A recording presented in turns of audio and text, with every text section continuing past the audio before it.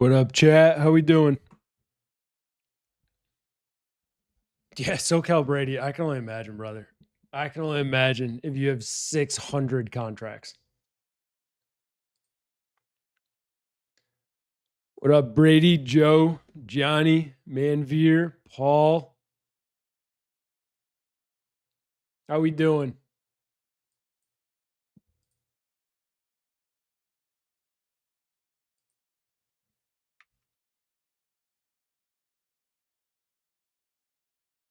What up, Run It? I'm doing wonderful.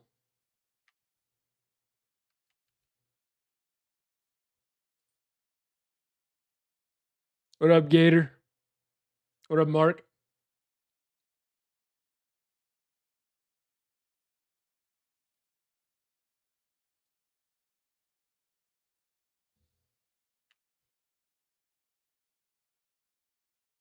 What up, Umar?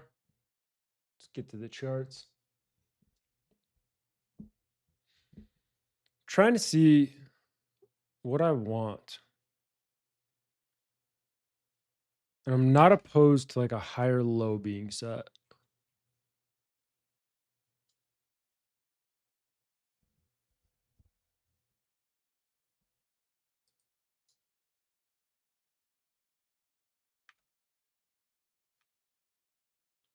I'm also not opposed to a lower high being set. Recent U.S. attack on Iran. What up, Kev? How you doing? Recent U.S. attack. I feel like there's been attacks every single day this week.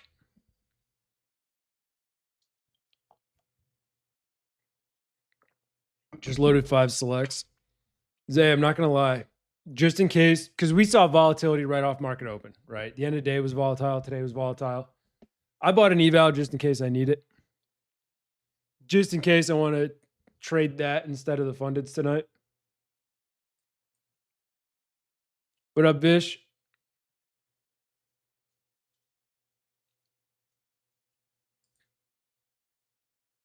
Evening Com. What up, Raw?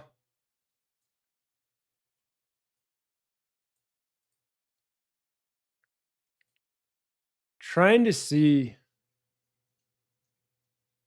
if we're looking more so at higher lows or lower highs on the intra-session.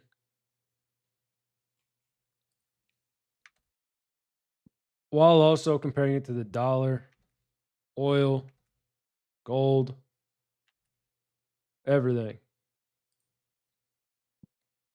Because oil is trying to hold 97, which is a really, really big pivot.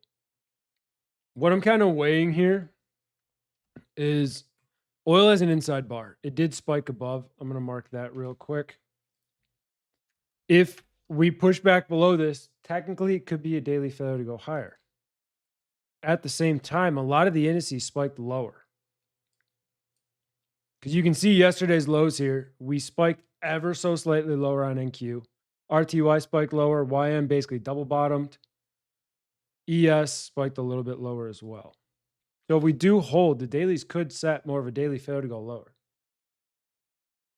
which would make this candle be a really, really good trap bar going into tomorrow. You also have to weigh the option. If we lose those lows, could easily pull back more.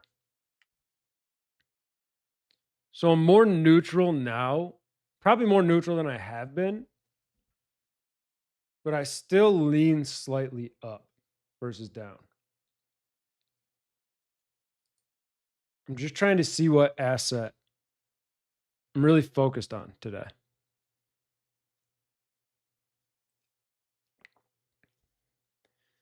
Imagine we catch the YM again for the exact same trade off the exact same area, just 50 points higher.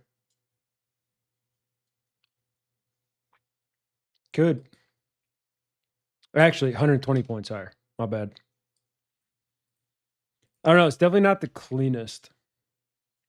And I just don't think any of the indices are the cleanest right now.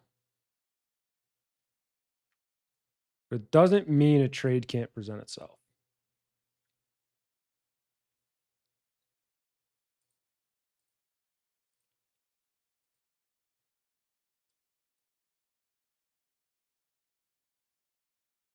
I'm watching to see if I want to actually take a long here.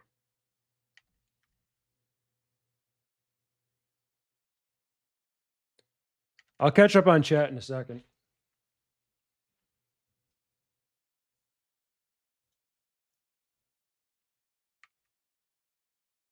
I mean, the hourly's ugly, but that doesn't really matter.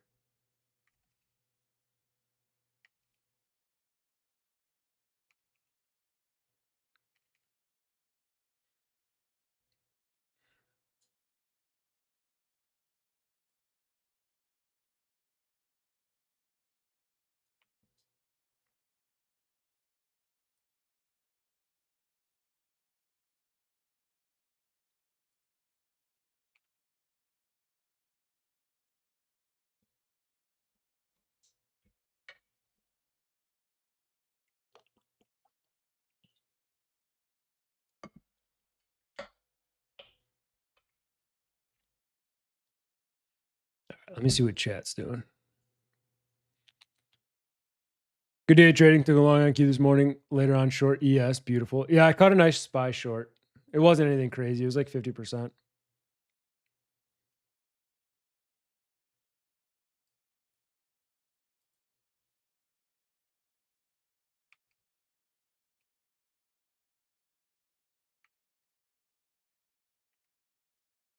Am I crazy for wanting to go round 2 in the YM? Like, is that just batshit insane?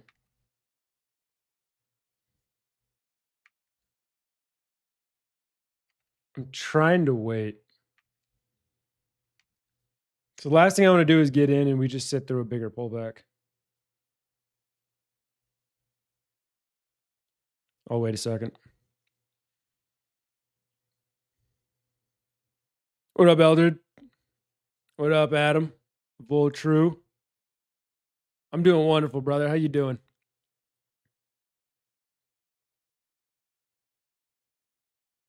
Appreciate you, JT.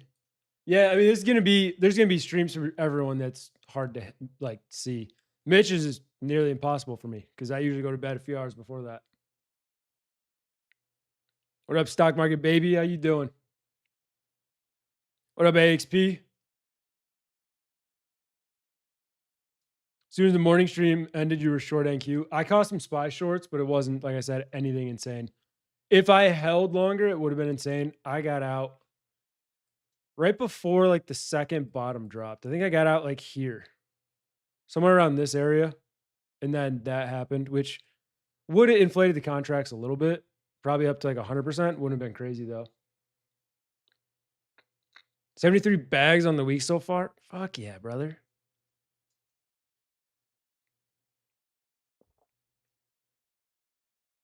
We can also talk about yesterday's stream. We were tried and true. The market's not going to be easy the next 24 hours. I would say it wasn't picture perfect. There were a lot of pretty straightforward trades, in all honesty. If you took the slow grind up on the indices, you did well. Our entire session until right after I closed, we were stuck in that range. So I'm content when I ended. Because I don't know if I would have taken that long and I would just sat there and watched the charts rally, which would have sucked.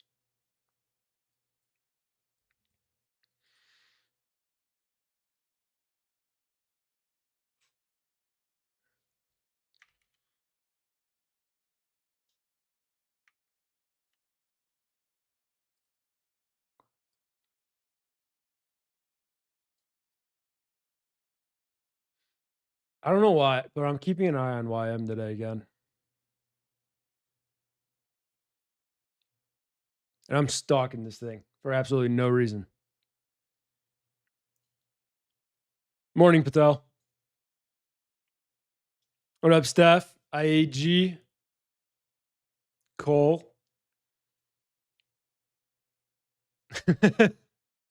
AXP, anytime someone sees numbers that are larger than like $1,000, they'll think it's paper. It's just how it goes. I feel like he's trolling, but most will. What up, David? How we doing? Today, by the way, we are back on the giveaway grind. Jake's giving away more accounts. We're giving away a 50K Lucid later. So stay tuned for that. We'll probably give it away towards the end of the stream. Y'all are gonna have to get the likes up no matter what. We gotta have likes to give it away. But we got time.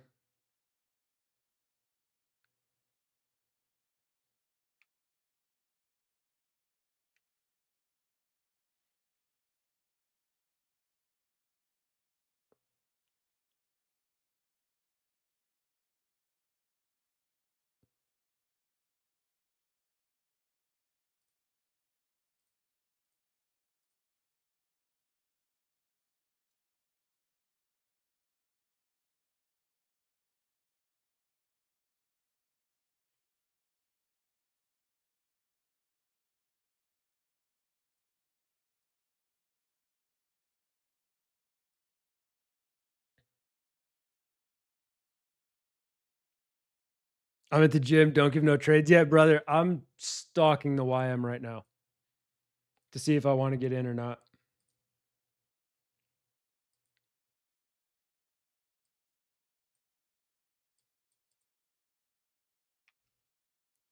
What up, Jake? I think I'm going to take it. Whether I'm wrong or not, I'm taking a little bit on the YM for now. I'm going to throw a stop at probably 570.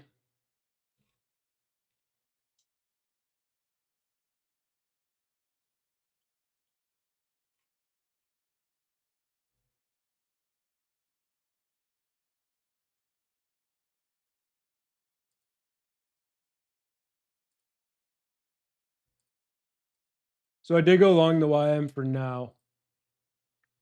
If I get stopped, I'm definitely willing to take more trades easily. Has ever so slight relative strength. There is a chance we spend more time in like a consolidation, possible pullback overall, but I'm willing to take a stab.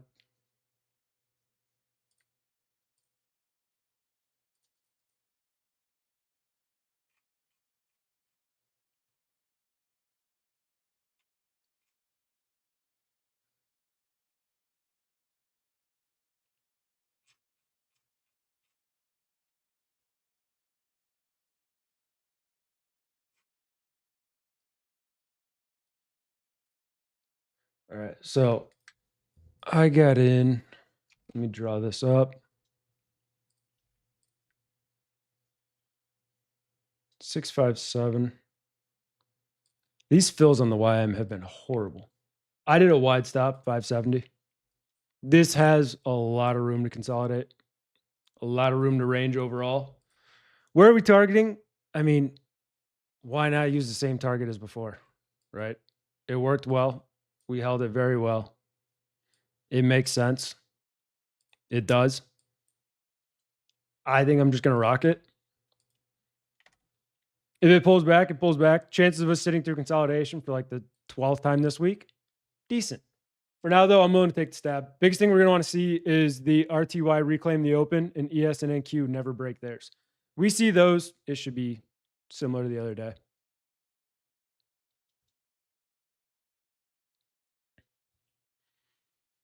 I'd be cautious on longs overnight. Trump's about to button mash on Twitter. Yeah, if he wants to button mash, he can. I'm willing to take it. I'm not risking anything crazy. If I lost this trade, I would lose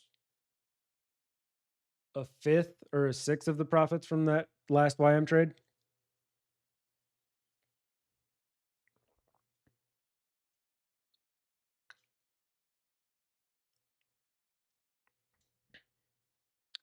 Cole, you just got to remember a lot of stuff said over words like text where you can't physically see the person's emotions on their face is going to come off however they anticipate it.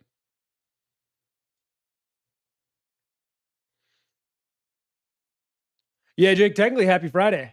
It is. This is my Friday. Dude, I woke up late today because my phone apparently died last night. I forgot to plug it in. Woke up, phone was completely dead. Saw the sun was up. I'm like, oh shit, what time is it? It was like 9:40. I'm like, well, guess I'm not trading the open.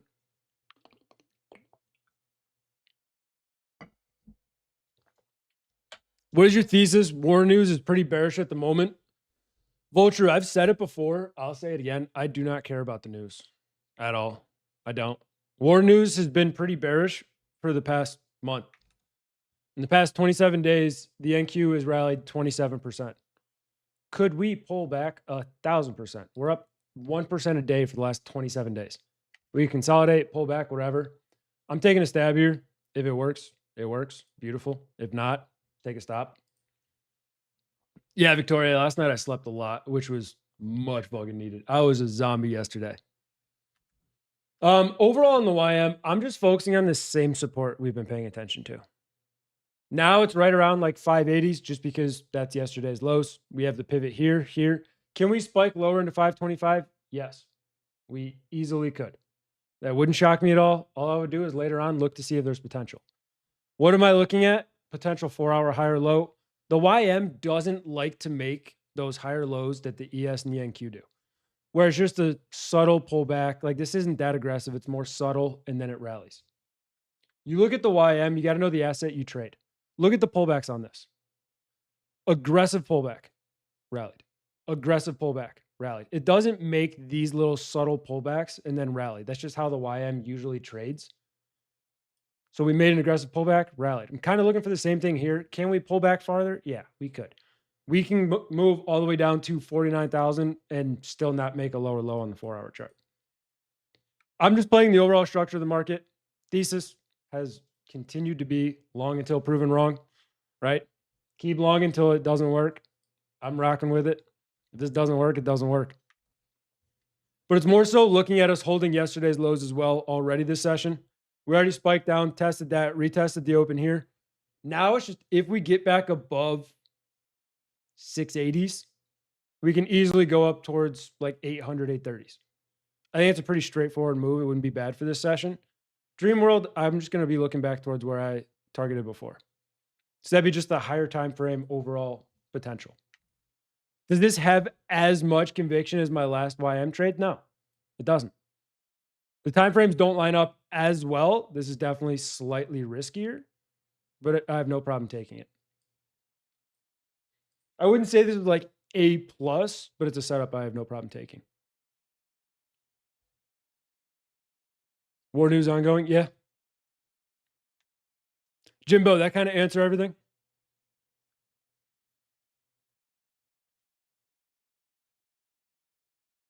Like, who really thought we were going to end this so easy by words? It's going to get a lot worse before we end the war. It'll get a lot worse before we end the war, but also the war's been going on, like I said, for the past months. We've rallied 27% in 27 days on the NASDAQ. We can keep going up, but like I've mentioned, if this market pulls back right now, wouldn't shock me. Look at what we did today. Continuous pullbacks. Now we're just in this overall consolidation. To be honest, until we get over 760s, we're still in this end of day range. And that's not, like, I can see us just staying in this range for a while.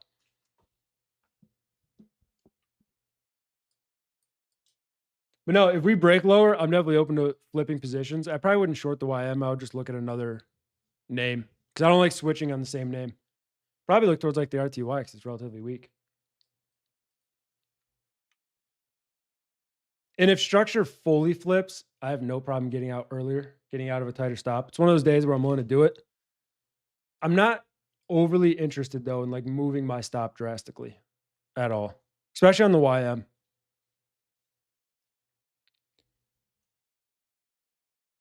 Can you show the number, please? You should be able to see the number. You can zoom in, but I got in at 657, stop at 570. So I have a wide stop on it, truly. That stop is currently 87 points, which I don't think is insane, especially when you're targeting possibility of like 300 plus.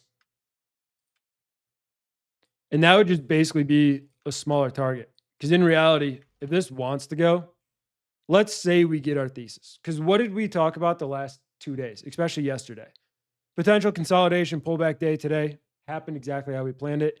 If we end up wanting to get that strong weekly YM close, we would need to take out these highs, which gives us room all the way up to 5240s.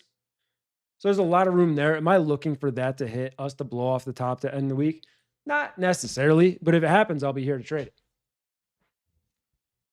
So I'm definitely open to it. If this weekly wants to push back up towards last week's highs and fight that area, which would put us up around 5140s. Anything over that, all-time highs isn't far.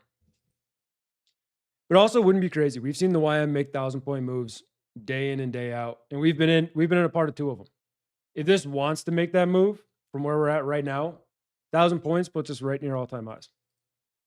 Like I said, is that my target? No. Can we pull back? Yes. What up, Gael? How you doing? Can you analyze gold?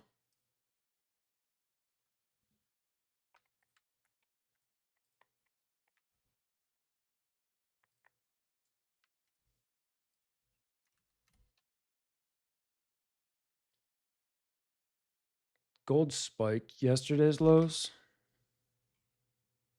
No, gold's technically still a daily inside bar. Doesn't matter too much. It would look a lot better if it spiked lower, maybe into like the 450s area, and then got bought back up during the overnight. Does it have to happen? No. Just looking at the 4-hour, you're looking for a higher low to set. We're coming back into this overall pivot where all these 4 hours wicked up and held. We held all right here. If this area holds, we can 100% try to trade back up into the daily highs. It's very similar to YM right now, where we got a little bit more of an aggressive pullback, and now we're just seeing, is this going to be the support? It's not really a confirm. Oh,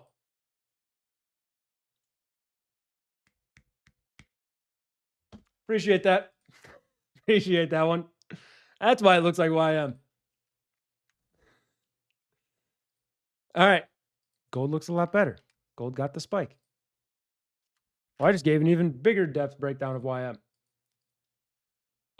Gold did spike yesterday's lows. We got a little gap down, got bought back up. Now we're just looking for that higher low. Similar thesis.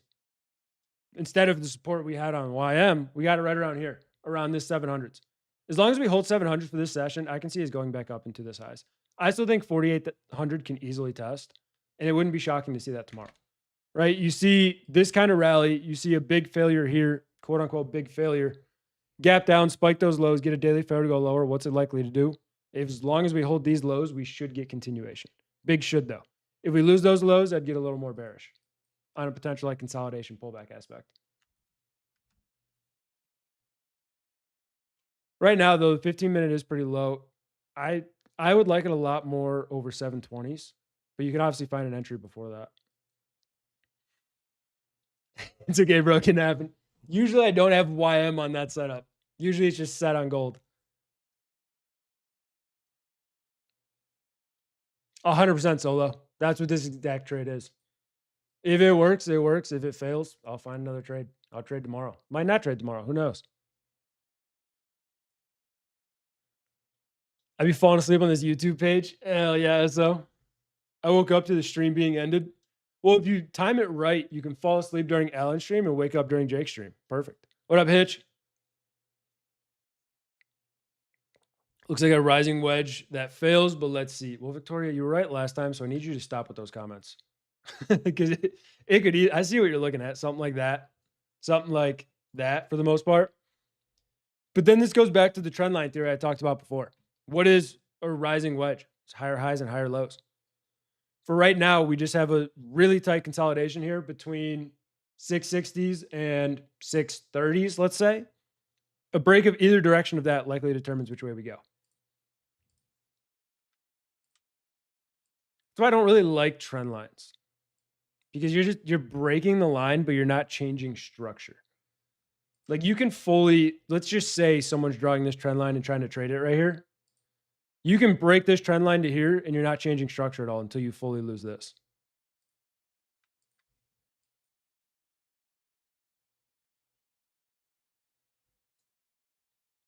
I need a trade. I need one more winning day on Lucid. Don't take my trades. Find your own. Say it on every stream. I'll say it all the time. Trying to scoop up 70 points on gold. That'd be beautiful. That'd be fucking beautiful.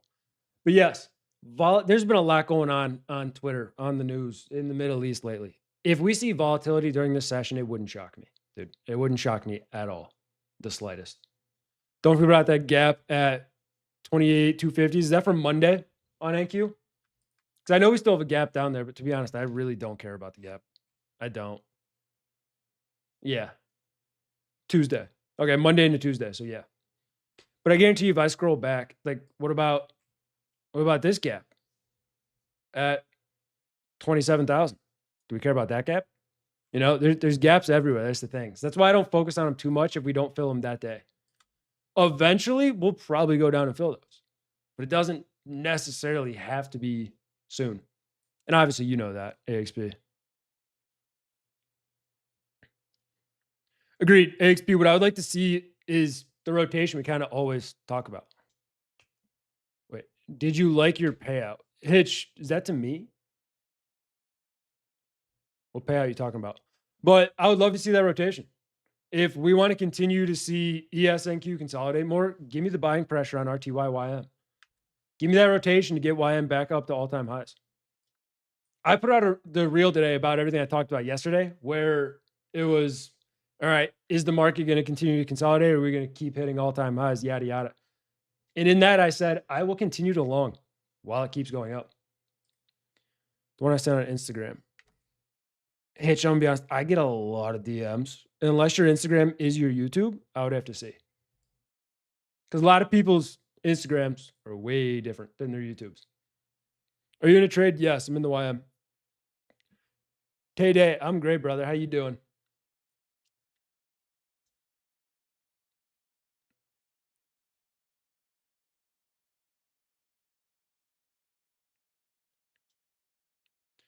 No, Brennan, an inside bar means it did not sweep the outside bar, like the previous bar's lows or highs. Inside bar just means it is fully within the previous day's candle, which the YM currently is. You can see on this chart, even though I'm not looking at the dailies, I have yesterday's low marked on all of these charts. The YM this session did not break that low down here. It tried, came like a point away, didn't break it. ES broke decently below. Well, not like a little bit. NQ slightly broke below. Same with RTY. So YM is still an inside bar, technically.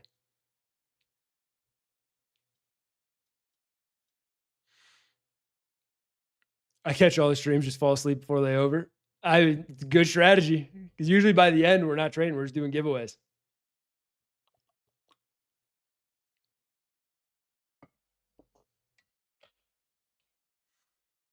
Oh, and either way with gold can mean it goes halfway up the wick and ends up bearish on the day before yesterday's lows. Yeah, it can do that. If gold wants to rally all the way up to 750s and reject tomorrow, it can easily do that. Still be a more bearish candle overall. We could see gold go all the way up, spike today's highs, and then slam down end of day tomorrow like it did today. That's possible. For now, though, as long as we hold yesterday's lows, I lean more towards the upside on it.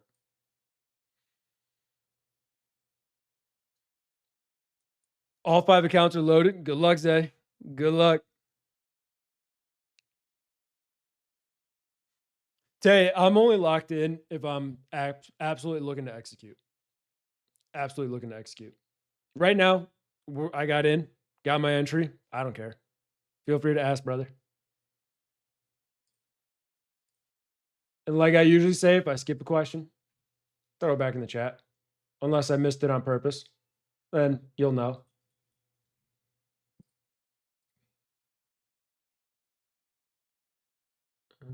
Let's see.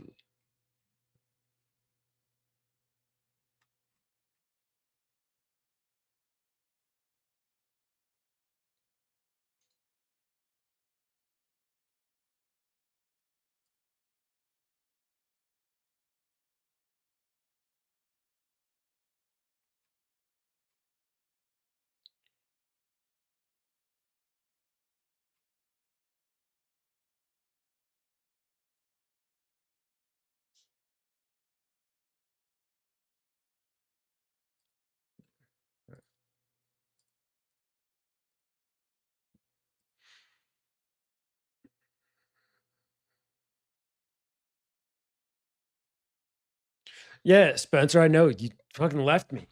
Discord, you were here every single day. Now you're not. You just forgot about me since we went to YouTube. Yeah, we've been doing well, brother. I've been taking a lot of trades this week, in all honesty. Like yesterday, I didn't even trade. I think Tuesday, was it I think Monday, I took one little trade for 5-point loss. And it was just, I think out of boredom at that point because we just weren't moving.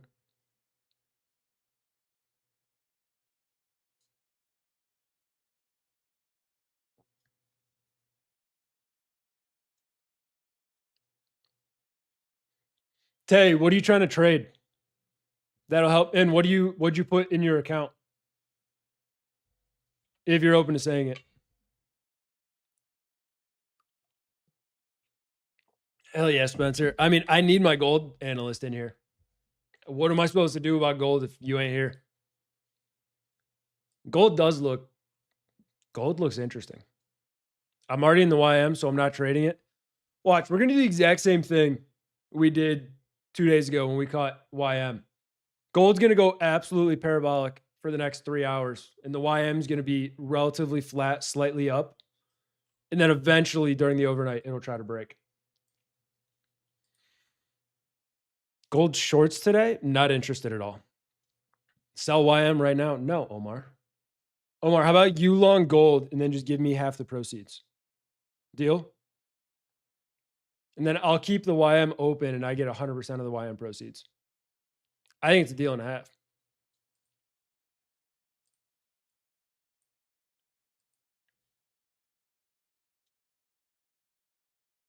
Bet. Perfect. Gold short, Vish, unless we break under yesterday's lows, which is 46.93s, I have no interest in shorting gold at all. None. We have a big daily fair to go lower, possible 4-hour high. Above that, zero interest. You got to remember, I pay a lot of attention to the broader structures. I'll be locked in, but don't worry. I wanted gold long off 693. It was in a meeting, so pain. Yeah, I can see that. I looked at the charts when we made this initial gap down and rally, thought about entering, but I was like, I'm going to wait a little bit because that first hour is usually tricky.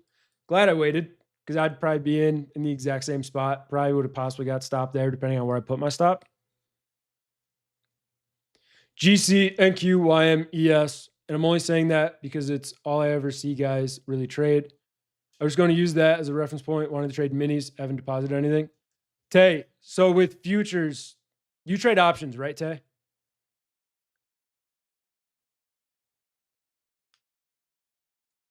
Okay. So with options, let's just say you have a $5,000 account. Whatever you put into that options contract is your risk. When you trade futures, the entire account is basically margin, and there's an undefined risk and an undefined potential return on it. It's kind of like trading. Fuck, what would it be like trading? I don't even know what to compare it to, but it doesn't allot, like, let's say $500 to $1,000 to a trade. What it does is you enter that trade if you have the margin allowed in your account, which you can look up the margins if you're on Tradeovate. ES margins are typically, as long as volatility is low, $500 per contract in the account, as long as you don't hold it over the 1 hour close period, which is 5 p.m. to 6 p.m. Anything outside of that, it should be around $500. Like I said, as long as volatility is lower. MES is going to be $500. NQ, I think, is double ES, so 1,000. Gold's probably up there as well. I don't know the exact gold margins, but probably around 1,000 as well. You would need that amount in your account per contract that you want to trade. So if you're trading minis, you definitely need a larger amount. But even if you put $500 in an account, you can technically trade a few micros. So you just got to make sure you have the allotted margin requirements to be able to be in that trade. And they do that so that way you can't go negative because it's an unrealized loss on the account. If you take one ES trade, it goes against you and you never close it, you can lose the entire amount you put in your account if you don't have a stop. Gael, are margins different from overnight? Yes. So for example, I'll use ES because I'm very familiar with those margins. One ES contract during the actual trading session, Globex open until New York close, is $500 a margin. If you try to hold it over that 1 hour period, it's like 15,000. Because obviously there's going to be gaps. If there's a big gap in the market, like we've seen in the past, and you lose more than that 5,000 you have in your account, let's say, then you're in debt to the broker. That's why the brokers raise it up. Yes, Tay. And I'll get back to the other questions in a minute. But for example, if you have $5,000 in your account and you're in one ES contract, on Tradeovate, they stop you out when you get to your margin limit. So on ES, if your account goes down to $500, you're down 4,500 on a 5K account, they'll auto liquidate you. Just that way you can't go negative on the account. So you have to have the margin requirement in your account to be able to be in the trade. But it does mean you can trade crazy size with a lower amount of capital. Like in theory, if the trade never goes red, you could trade 9 ES contracts with 5K in your account. Don't recommend it. Wouldn't do it, but it's possible. Check them potato prices. What's the potato ticker? Because I saw it in chat. Someone mentioned it. I don't remember what the ticker was. Oil's going to be something to watch with this little slow channel lower. Got to keep an eye on that. What's the 15 doing? I don't like this very steady trend. I'd rather see at least somewhat of a break higher at first, but we can close an hourly inside bar. That wouldn't be shocking. TP on YM, it's similar to Tuesday. Targeting up around 50,000. I'm interested in taking trims at like 830s. I'll be watching it, see if I want to. But generally, it's going to be up around 50 if we get there.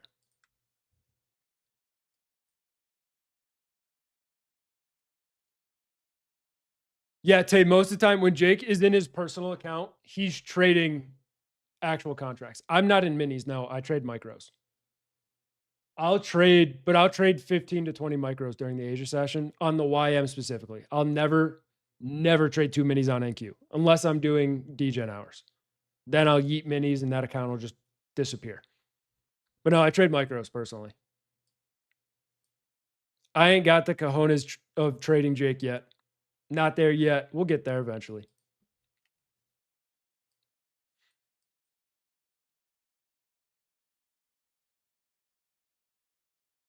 Ticker for potatoes is EUR.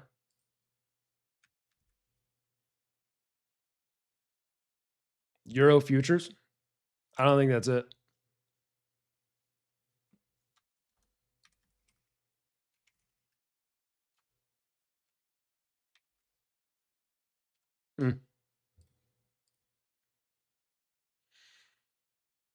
I hope potatoes aren't up 700%. That would destroy the concessions. We have to start charging more. I'll have to tell my parents to raise their prices based on the market.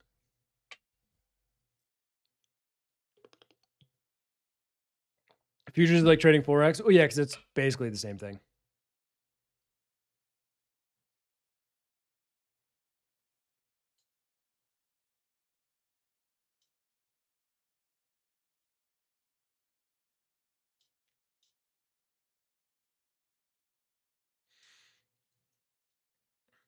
I heard a new virus going around, so toilet paper futures too long. I mean, I've seen a lot of stuff. I still haven't really seen many posts about the virus, but I hear a lot of people talking about it. I have no clue. I don't know a single thing about it. Saw someone say it's like Havana or something. I don't know. I don't see, unless the virus is like crazy, I don't see it doing what COVID did. I'd be shocked if people tried to put us in a global lockdown again. Did I miss the entry? Bugs, I love how you always put those emojis there. But we're 14 points from the entry on YM. We're not crazy far from it.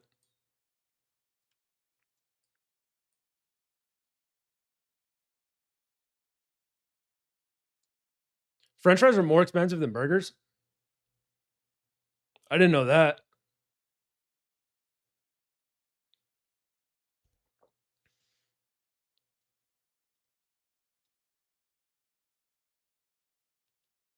Zay, the Asia session is drastically easier to manage minis.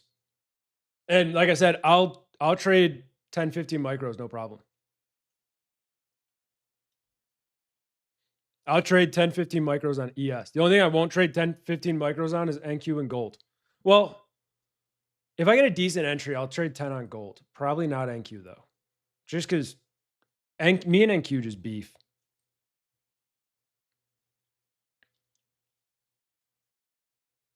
No, Tay, it's not the same. 10, 15 micros is 15 to 20 micros is 1.5 to 2 minis. So the risk is less. But the reason I do is it allows me to trim. If I trade 2 minis right now, I have 1 trim opportunity if I want it. And I can't really do much with runners. I get 1 chance. And then the other one, I just hope I execute well on it. I would rather pay the extra, what is it, $14 to $18 in commissions, which isn't going to kill me in a trade at all. It won't even make a dent if I take a decent trade. I'll usually just pay that little extra in fees and then just be able to trim.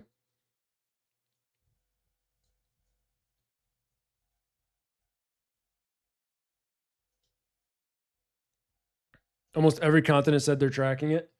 That'll be interesting for sure. I mean, we'll see.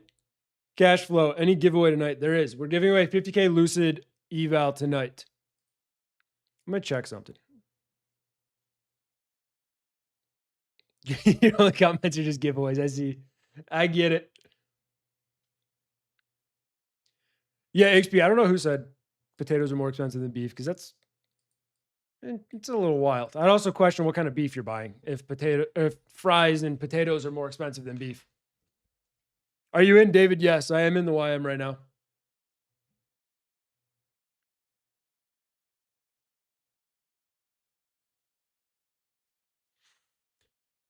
Brennan, everything I do is based off structure completely. Why would I be willing to take a trim here? Well, if you look, and I'll draw a line here for now. You look back, that was a big pivot during the New York session, and it's also the high from the end of the day. We'll likely see some resistance around there once we get up there. Guarantee if you go back farther, you'll see some more resistance as well. But that'd be why I would be focusing on it. Because that's going to be structure. That's going to be the recent highs overall if we get over this high.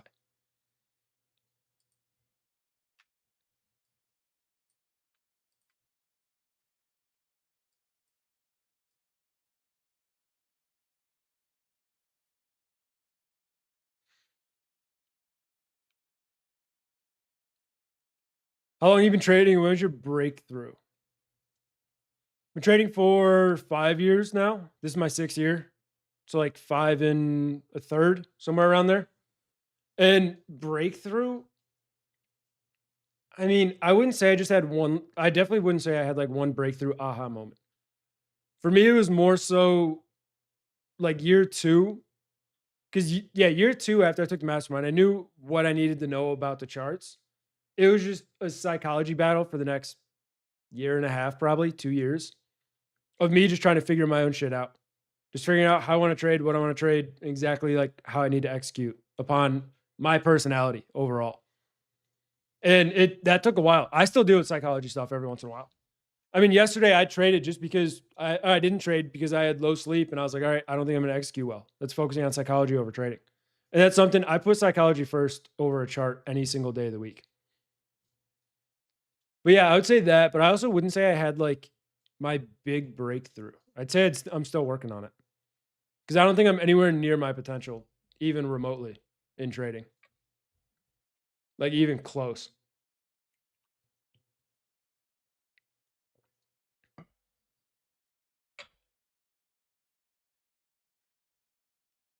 Micros, you make 5 per point. Minis, you make 50 on ES. Correct. Standard contracts, I don't necessarily know what you mean by that. If you mean the original ES, I don't even know if you can trade that.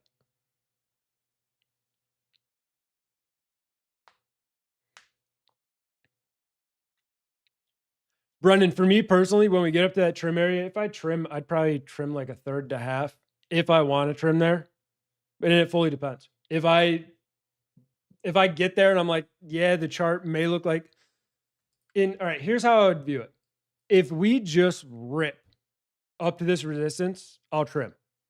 If we do some steady grind up there where structure agrees with it, the hour, the 4 hour look fine, and it doesn't look like we're just going to slam off of this, then I'll probably leave the position.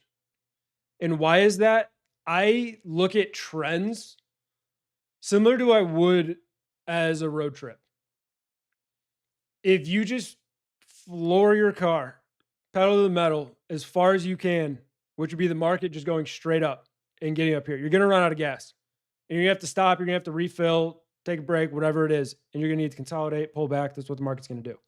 If you get more of that steady trend up, let's just say you're filling up your tank when it gets a quarter empty, half empty, whatever, getting those consolidations, those supports along the way, you don't need to fill up as much right here because the buyers aren't going to run out of steam here.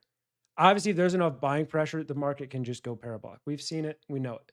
But that's how I view it. When we get more aggressive rallies, I'm more inclined to trim at least a little bit or a little more aggressively because I know there's going to be a slightly more aggressive pullback or slightly more of a longer consolidation.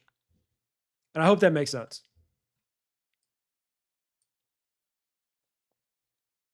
Are you going along? I am, Uhtred. What do you think holding me back from from my potential?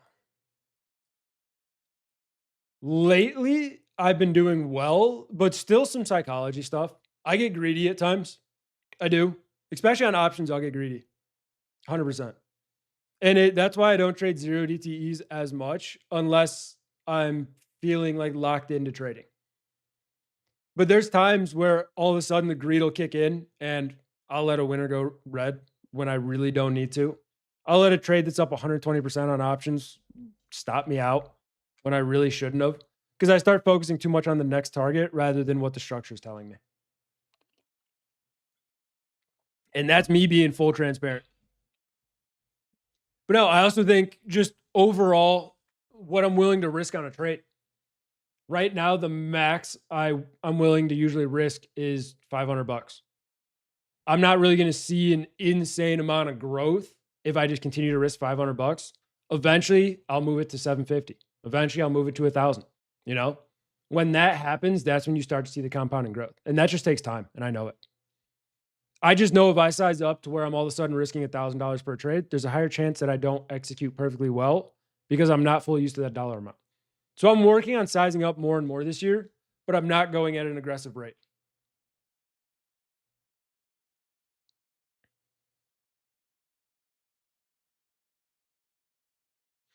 When I say the standard contracts, I mean what rake trades, what are they referred to as? Tay, those are the minis.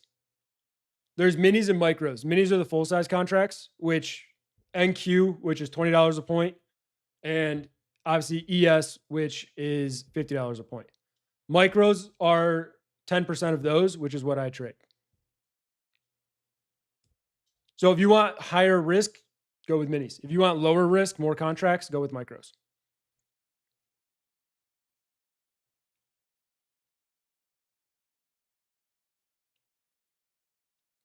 Yeah, Brennan, usually just quicker moves are less sustainable. And it's mainly just because what happens when we consolidate is you're accumulating buyers and sellers there, you're accumulating overall volume. And then what it does is as you get somewhat of a consolidation, like yesterday, you get a consolidation, people who want to short are going to be trying to short these highs. Once we break over those highs, they're going to be selling their contracts. When they sell their contracts, they usually sell them at lower prices than they're actually worth by a tick or two. And what that does is it drives the price higher. That's just how that overall works. But when you get a lot of steam like this, you're going to see a little bit harsher of pullbacks, longer consolidations versus slower, steadier uptrends, kind of like this, where it's not as aggressive of pullbacks and it's just a steady trend versus something like this, where you see a longer drawn out consolidation. So something like this is where I trim faster. Something like maybe this with these healthier pullbacks, I'm not as inclined to trim as long as we hold the structure.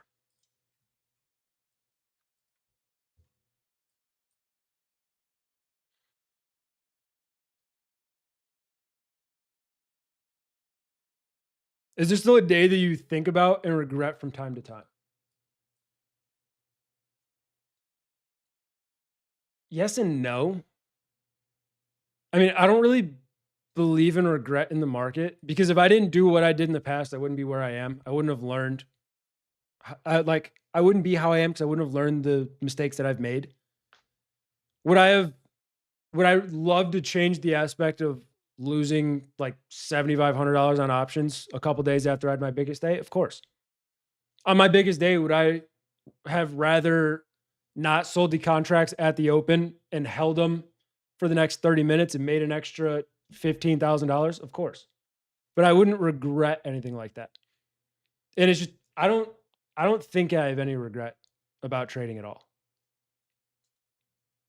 And it's kind of it's similar to like the FOMO aspect because the second you start regretting stuff, you get that fear of missing out, and I just don't trade well, so I completely mitigate that. But no, it's a good question. I would have to think a lot more on it. Since being on these streams, I've been holding on to my winners. Beautiful. Man, there's just no follow through in this market. It is mentally taxing and extremely exhausting. Lil Melty, because I know you've been commenting a lot like this lately. I feel like you're just off on your trading this week, and that's okay. Because I would completely disagree with that again, because I know I disagree with your last one as well. No follow through on the market overall. We broke this low, changed the structure on the hourly after failing all time highs, and we sold off massively. We broke this resistance and just absolutely ripped, and we caught this trade. The market's moving very steadily and healthily. It's making larger moves. If you're staring at something like the 1 minute intraday, yeah, this is going to drive you insane. You're going to get stopped out a lot. You just got to remember, we're in a volatile market. If we were in a healthy, smooth moving market with low volatility, I wouldn't have a fucking 87-point stop on YM at all. I wouldn't. I would have it way tighter. If I didn't think there was a chance of volatility, I would just throw my stop at this low. Maybe throw my stop at the open, because in theory, we shouldn't retest that. See low melty, that makes sense. If you're a scalper, I can see it. But also, I feel like you just got to be more patient, most likely. Because if you're scalping, there's going to be a billion moves every single day, and you're going to get fake outs. Let's say you're scalping right here. You bought this long. You got annihilated within 30 seconds. The market's volatile. But you just got to pay attention to the higher time frames. Wait till they agree with you and then trade off of those. I also can't relate with scalping because I don't like scalping at all. But I do disagree that the market's not getting follow through, because I think on a broader scale, it 1,000% is getting follow through. Yeah, Tiffany, we're trying YM again. See if we can get the third beautiful trade on it.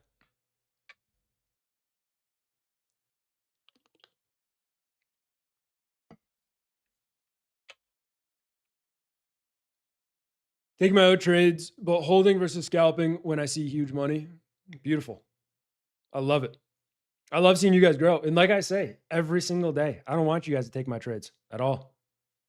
I don't want you guys to take any of my trades. I want you to build a thesis around it and you trade it. Learn. Don't just watch.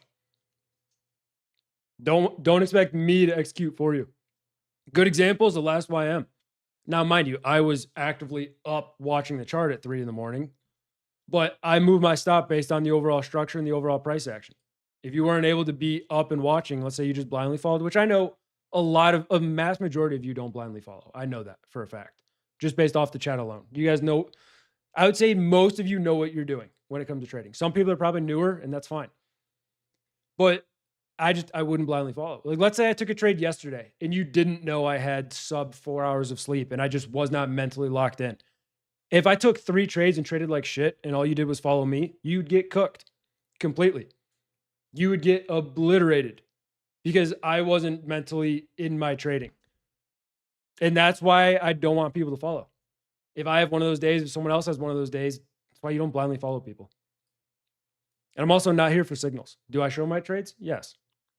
I'll happily show my trades.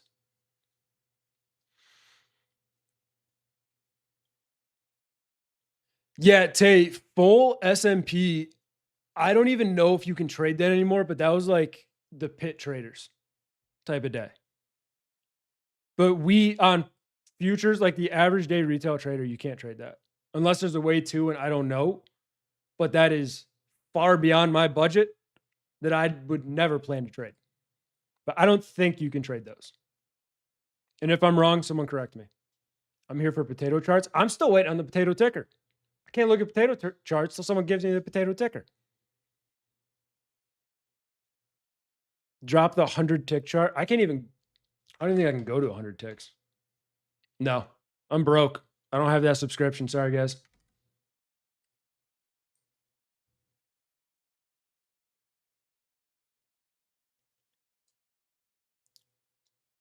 Victoria, if that was to me, appreciate you. For me, I've personally had at least a handful of days where I was one winning day from payout and completely tilted. Yep. If I'm close to a winning day, and like right now, I'll trade my funded accounts more aggressive. Why? Because I destroyed my consistency. Y'all know it. I talked about it. Destroyed it completely. But so I'm willing to trade a little more aggressive on it. If let's just say I get a day away from the accounts and I get to my consistency rule, which would be like $6,000 in profit, and I need to trade one more day, I'm trading like 3 micros. I'm not trading aggressive at all. I needed to make $20 yesterday during the day on an eval to pass it. I traded 1 micro. A lot of people will trade a mini and try to scalp it real quick for a point. I think that's just dumb. But whenever I'm close to a payout, I'm more focused on the payout versus like locking in the payout versus trying to catch a big trade, catching something else. And that's just my mindset towards it. Because at that point, my mindset does shift to the payout, which means if I take a small trade, lock in the payout, and the chart just keeps ripping, I'm fine because my focus is getting that payout. not trying to continue to grow the account. Because the risk to reward there is not worth it for me. If I take a big loss or even a regular loss, I'm now farther away from locking in that payout when I could have just locked it in.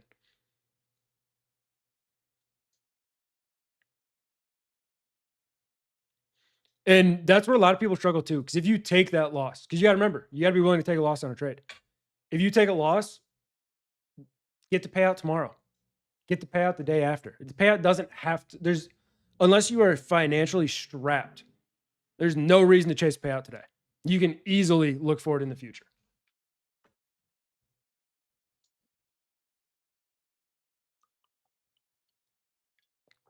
Kakarov. Rofkak, that's you, right? Kakarov? Or is yours just very similar to someone else? I mean, you can, if you're buying 25 accounts, copy trading 5 per stream, code RT, code rake, brother. Code RT, code rake. Good luck.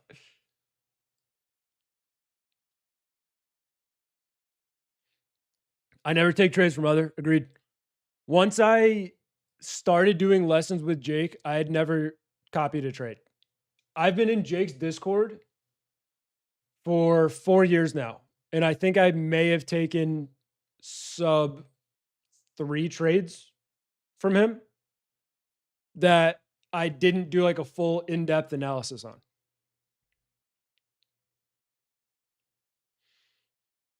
There's also nothing wrong with taking profits, chat, on cash account or an eval or funded. Agreed. You guys have seen me trim on evals. Most people would call that delusional. I call it logical.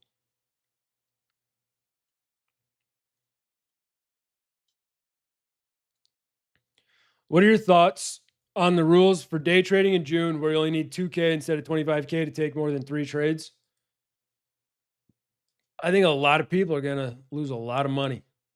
There are going to be people who do that well and execute well upon it, but everyone who's degenerate and uses a cash account and burns the entire cash position every single day, day in and day out, what do you think is going to happen to them? They're going to lose. Same thing with every other part of trading. It just gives people more of a chance to do it. I think if you actually trade well with it, it's great opportunity, phenomenal opportunity. I'm actually looking forward to it because then I can put my smaller options account into margin. And I would love the opportunity to be able to just take spreads and actually still day trade as well. Because I'm not putting 25K in an options account. You can fuck right off with that.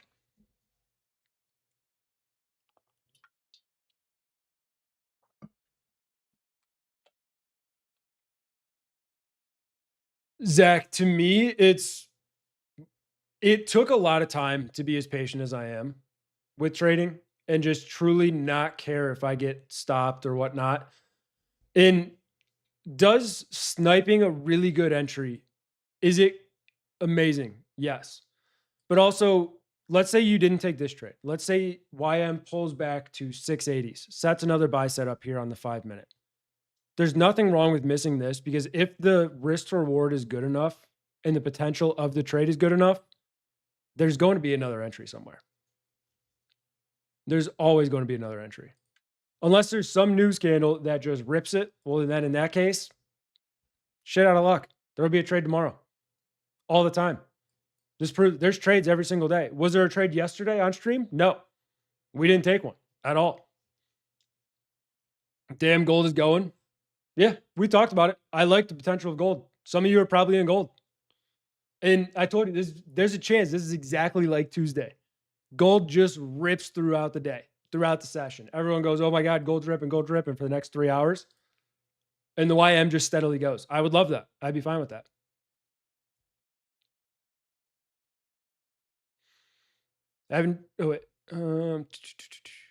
Just in a rough position, basically break even since payout a few days ago. Usually happens after I take a payout. Glad I haven't blown up yet, though. I'm not taking a million trades or oversizing. Yeah, a little melty. Just take it slow. If you have to, size down a little bit. I like to do that after payouts if needed, just to make sure the mentals are still locked in.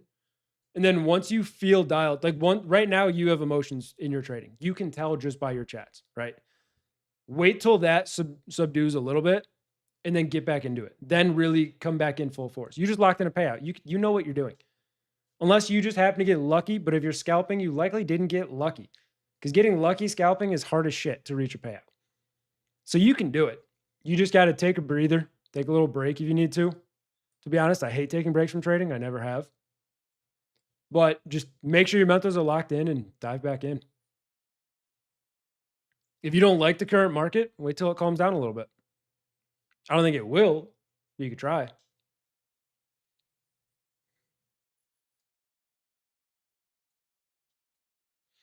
Yeah, so the only thing is for me, like I don't use the 1% rule because what I do is I withdraw a lot of my options profits over a certain amount in my account.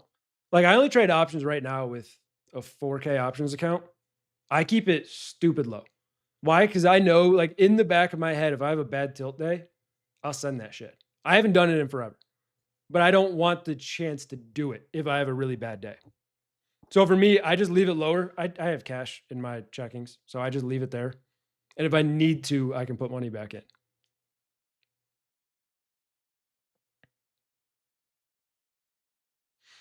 Paul, you can trade options with a prop firm. I'm not going to talk about it. I don't agree with it at all. I think trading options with a prop firm is one of the dumbest things in the world because the greatest thing about options is the exponential upside potential based off of the Greeks and a move. You like imagine taking an options trade and you have a consistency rule to follow. To me, that is just delusional completely. Because you can trade options even in today's market with a $500 account. Will it take you a long time? Yes, it will. Do you have to be dialed the fuck in? Yes. All you have to do though is be patient, take fewer trades, only take the great setups. You can trade with lower amounts on options. Is it harder with lower amounts? 100%. But I will never recommend an options prop firm to anybody. They could reach out to me, ask me to be an affiliate, ask Jake to be an affiliate, which I'm pretty sure they asked Jake to be an affiliate. I'd say no every time. That's not something I would promote personally. Yeah, solo. It would just to me, it is just delusional. Now I get it. If you're trying to learn, you don't want to risk a lot. It could be a good option, but I haven't looked at the rules. What do you usually risk per trade? Like 400 or 500 on futures, depending on my conviction and the overall risk to reward. Anywhere between like 250 to 500. Right now on this trade, my risk is through 400 ish.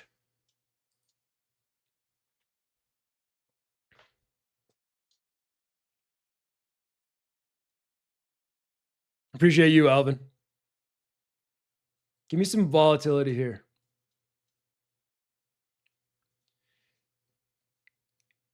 There's a chance we see a bit of a resistance around this 750 area. That wouldn't be surprising to me. As long as we don't slam off of it and go back towards the entry price, I'm okay.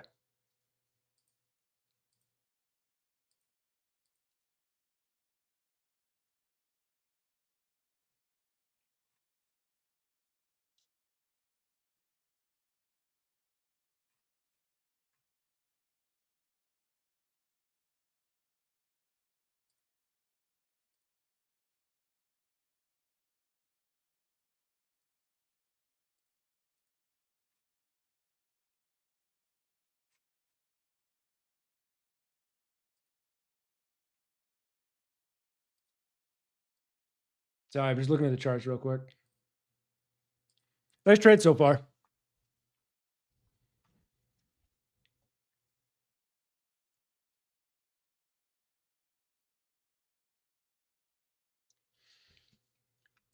this point, though, something I will do is I'm going to move the stop to the open. Why? Because in reality, if we lose 140 points, I don't think I would want to be in this trade anyway. So I'm going to raise it up a little bit to 600. So about 30 points, less risk. If you want to put a break even, put a break even. You do you.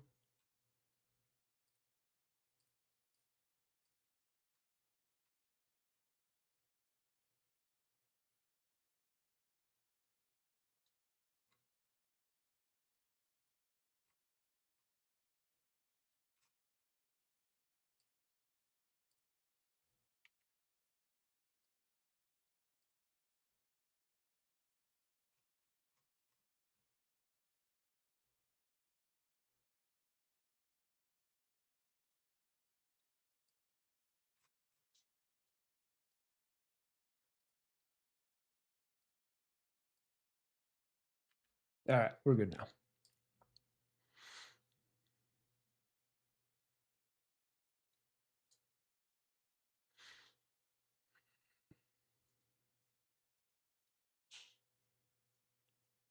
Do you know what the percentages that people that pass evals? I know it's like 5% actually get payouts. I don't know the actual statistics. I don't own a prop firm, but I've seen stuff like 5% get payouts and maybe 5% of them get another payout, some shit like that. It's wild numbers. Like a lot of people fail, religiously fail.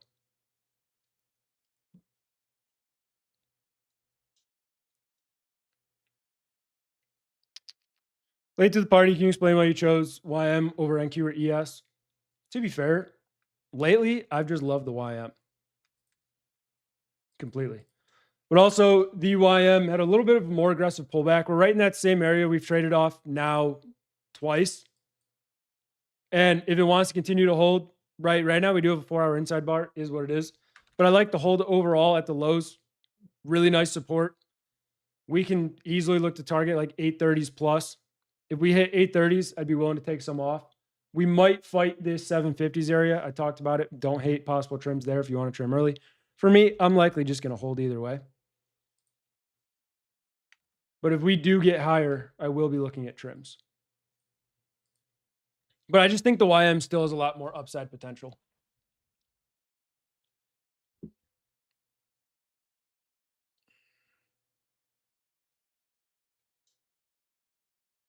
Pretty wrong. Definitely getting some emotions in my trading because I'm feeling pressure to work towards another payout. I've had a few payouts this year, so no luck sticking to rules. I've had a few payouts. And you just got to focus more on your rules right now. As long as you follow your rules and have the confidence in your strategy, you should be all right, brother. Yeah, take a breather, little melty. Also, I saw you deleted messages, so I got to look at them.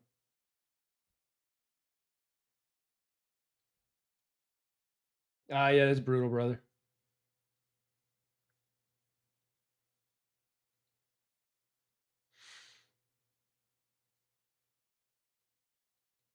Top of the hour. Okay, so we do have an hourly close. Gorgeous.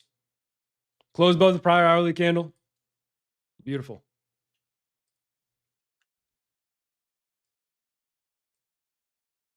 I like it. There could easily be a chance where we break this hourly high, push back below. In theory, we don't really want this hourly back below 700s. As long as we hold that, this chart can easily just continue its trend overall. Utrid, I just saw yours in the middle of all the chats. Like 800 to 830s, anywhere in that area, I'm willing to take profits, at least some. Do you see yourself ever just trading cash? Enigma, I trade cash on options. I trade prop firms on futures. Mainly because I'm perfectly fine with trading 2-3 funded accounts. And I can just rotate through them, or I can link two together, which I currently have done. And I'll just do that to compound overall. I like the risk reward on it, but there is benefits, especially tax wise, trading regular cash futures.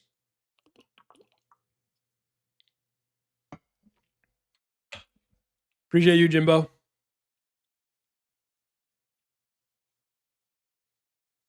Hell yeah. You went to walk your dog and you're up beautifully. Love it, brother. Yeah, remember, just because I want to trim here doesn't mean you have to trim there. Trim wherever the hell your guys' heart's desires.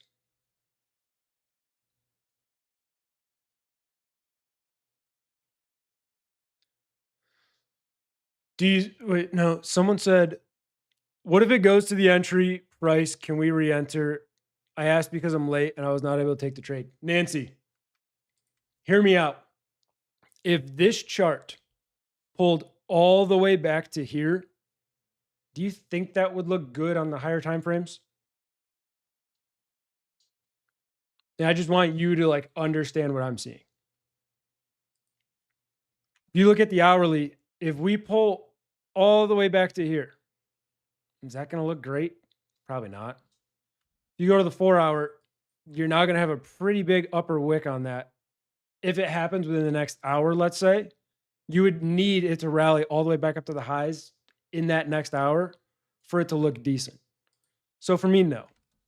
Do I think there's possible pullbacks that can happen that people can get in on? 100%.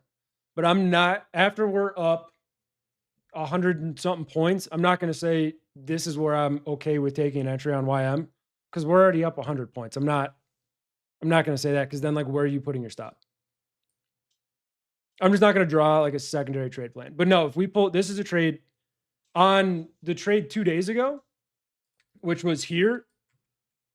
That was a different story. We consolidated around the entry for a while, pullbacks, higher lows, lower highs. There's a lot of potential to get in. This chart and this chart, drastically different.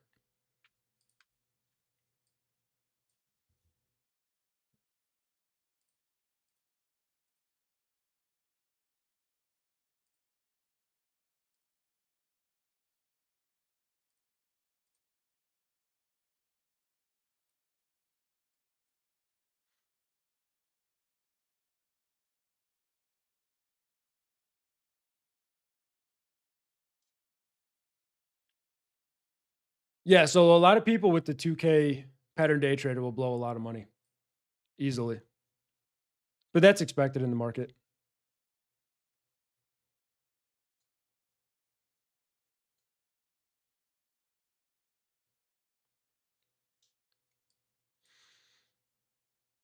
Yeah, Kakarov. I mean, it's one of the worst things that happen. I've done it before, brother. I've done it before, and it sucks. It really sucks. You just got to make sure it doesn't carry over into the trading you do going forward.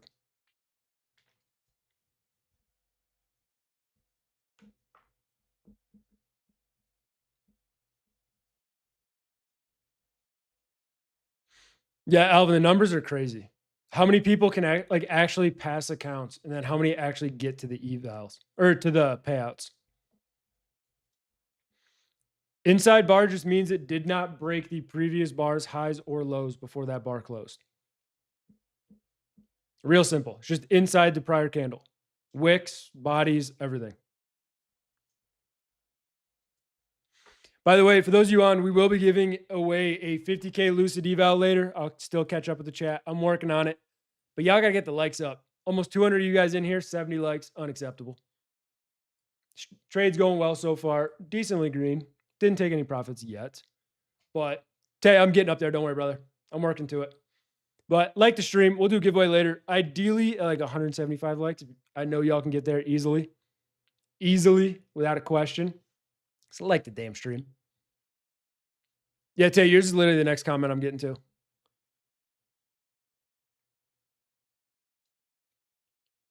Both, Tay, both. To me, at that point, it depends what the other time frames look like. Because you're good, brother. But just because it's a failure on one time frame doesn't necessarily mean structurally it makes sense. But if, let's say, there's a higher low on the hourly while we're failing to go lower, or an hourly consolidation where we can break over the highs, yes, I'm more interested in that. But just as long as you're, and what it's essentially getting down to, as long as you're not trying to time a bottom. If we see an aggressive downtrend like this and you just see one failure to go lower, I'm not going to dive in. But if we have more of a structure built where, let's say, where's a good example? I don't know, something like this, where you see the uptrend, you see that fail to go lower within the uptrend, that's where I'd be more interested. I just don't want to, I'm not one to try to time bottoms and tops based off of failures. They can work 100%, but the risk to reward on them working is drastically lower.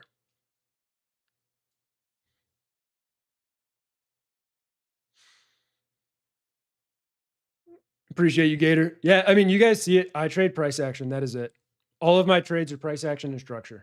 I have EMAs on the charts. They just make it look pretty, you know? Damn dog, this shit is parabolic. Joe, actually, it's not. Is it a nice move for Asia session? Yes, 1000%. If it ran like 250 points, I'd call it a little more parabolic. Is this typical for Asia? Not always, but this is the moves I like to see, where you see that larger potential. But no, I see what you mean when you're looking at, if you zoom in and look at like this chart, it looks parabolic, but then you zoom out a little bit, we're still not even out of this range I talked about earlier. We need over 750, then I think we can really start to get some gas. Which, remember, I talked about this being a resistance off of this little consolidation towards the end of day. If we consolidate here, I'm cool with it. The only thing I don't want to see is a more aggressive pullback back below like 700s. At that point, I'd be partly tempted to just take whatever profits I have. Appreciate you, Ali.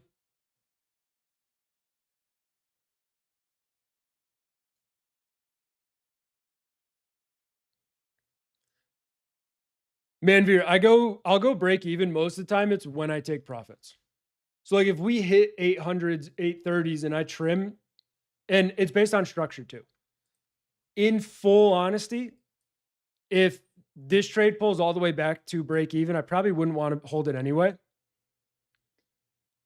But overall, if we see like higher lows and stuff like that, I'd be fine with it. But if this pulls all the way back based on this structure, I wouldn't love it. So I don't hate the thesis of it, but for now, I'm just leaving the stop where it is. It's already less than I was willing to lose in the beginning. So I'm cool with it. I prefer to move it though after I trim. Most of the time, it's based off of structure though. Made 1200 on NQ, flawless.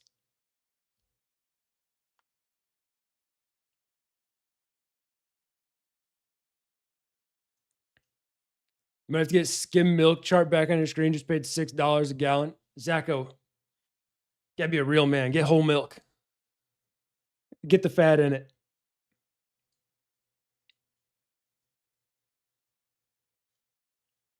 See you later, Cosmic, if you're heading out.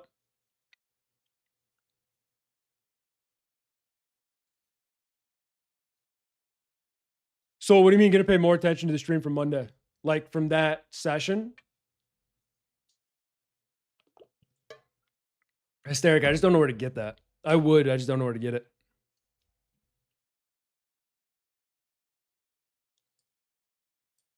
What's the 15 doing here a little bit?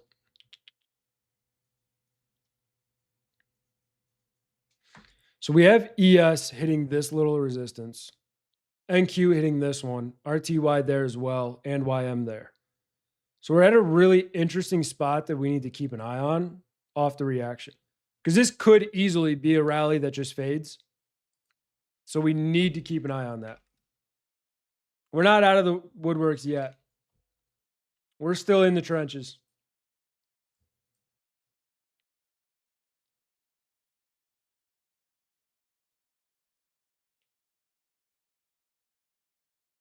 Is the number less than like 10%? Gail, are you talking about people for payouts? Yes, drastically less.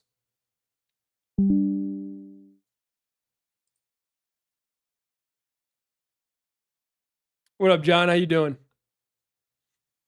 Do we have any major resistance on gold? I'll look real quick. Yeah, this whole area from the end of the day, which we rejected off of, like 713, 720s. I said I think gold can really rip over 720s. Anything below that, you're in more of like that. All right, is this going to hold or are we going to break it area? Which is similar to what the indices are doing right now. If gold rejects that, all the indices reject their resistances, and then you start to see oil, let's say, hold this more and get back up over 97s, then the market could see more of a broader pullback. But for now, it does look good. It doesn't mean it has to hold, though.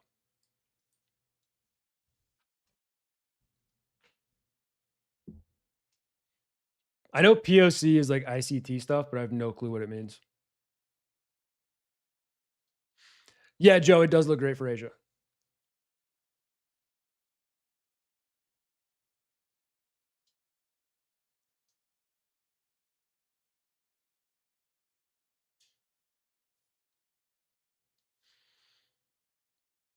How much am I up? Tay, like 600 on the account. Nice trade, but like nothing insane.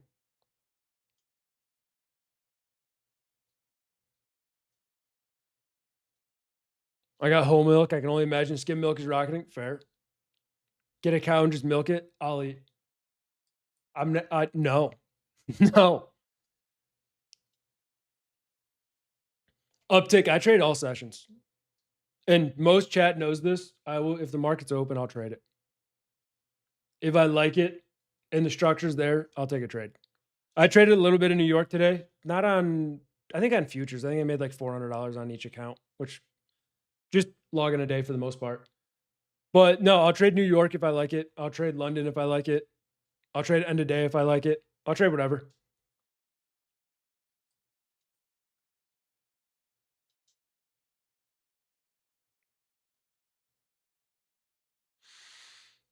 Leos, I don't know what a single one of those abbreviations mean. But yeah, I have different game plans for setups 100%. It just depends on the overall structure, and that's the most like biggest part of it.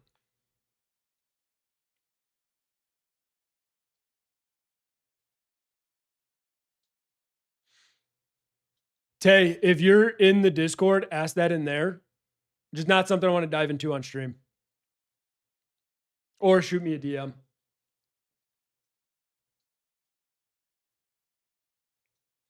Using volume profile, the center of where the most volume orders. Oh, makes sense.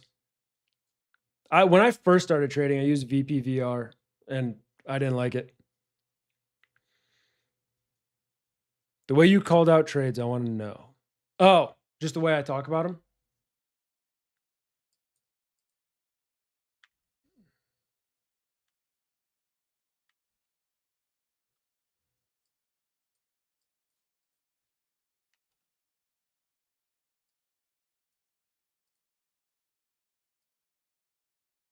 I don't love this.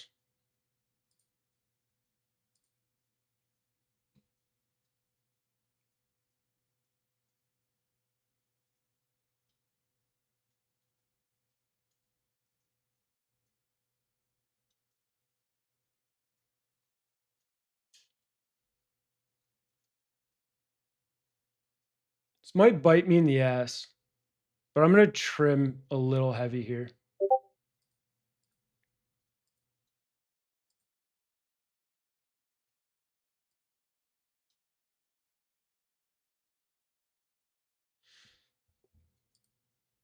I trimmed it 26.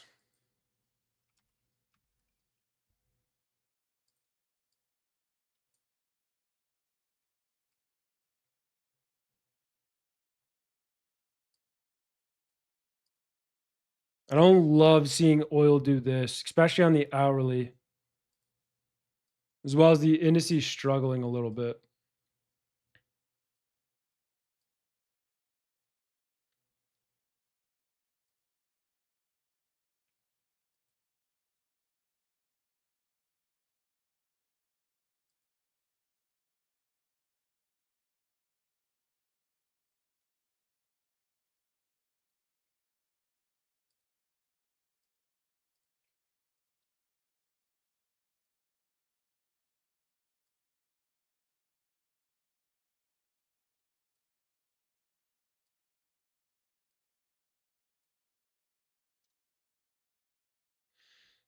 I trim, but I'm watching. If we break any lower,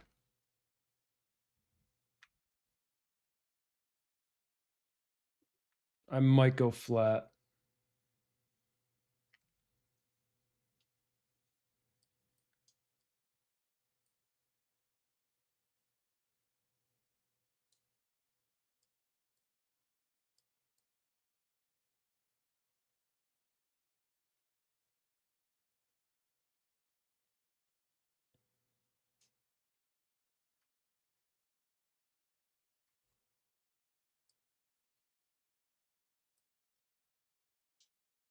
What I'm going to do for now is just move this break even. I locked in some profits, so I'll go break even on the stop and just leave it for now.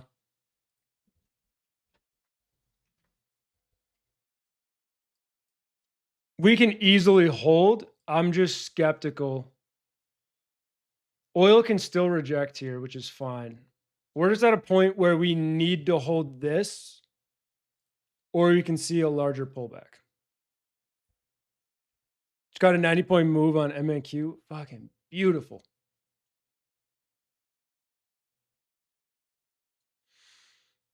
Do I use white and blue candles for the psychology part of it or just for fun? Partly the psychology. Like I can go into a huge psychology aspect. I've talked about it before. Or like the red candles, I used to short, and when I would see them, I would immediately think, it's going against me, and I would actively close shorts. But also, your boy's colorblind. Colors are hard to see sometimes, especially if I zoom out a lot like this, and it's just red and green on a certain color background. They all start to merge a little bit. And to me, I can easily see the difference between hollow white and blue. So I rock this. Plus, I love the aesthetics of this. But no, colors are hard. Colors aren't easy.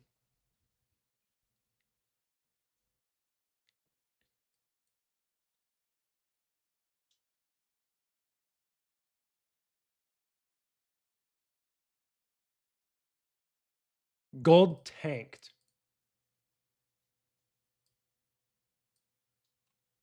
Paul.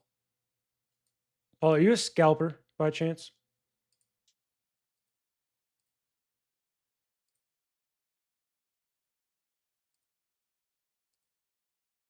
So I definitely wouldn't say it tanked. Did it pull back? Yes. Tanked? No.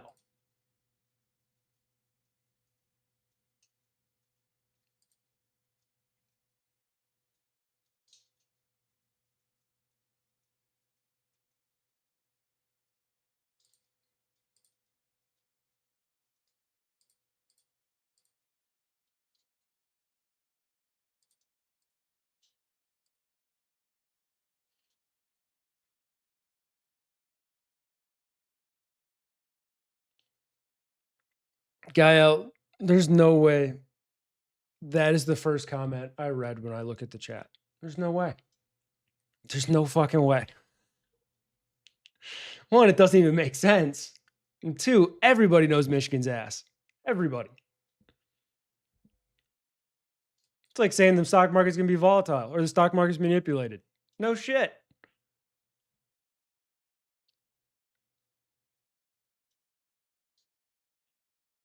Trying to show my friend Ron to everybody in town. Appreciate you, brother. Wearing a salmon. Are you wearing a salmon suit? Isn't Michigan a tire company? Maybe. Are you thinking Michelin?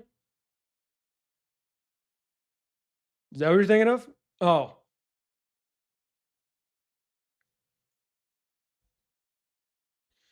Yeah, Tay, I need to get back into it more, but I do. And we have like a weight set here as well that I use. But I still do.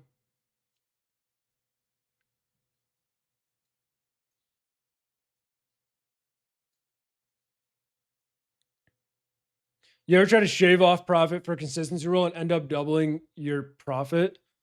I used to care a lot about consistency, and I've gotten to the point where I really don't care about it at all. Like I nuked my consistency on Tuesday's trade, obliterated it. And to me, it is what it is at that point.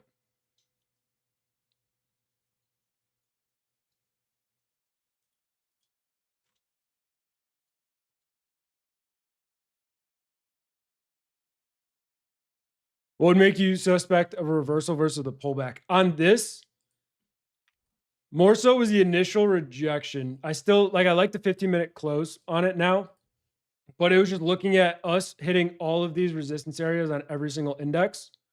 On top of that, gold was starting to pull back as well off of its little resistance here, and oil was catching some bids off the lows.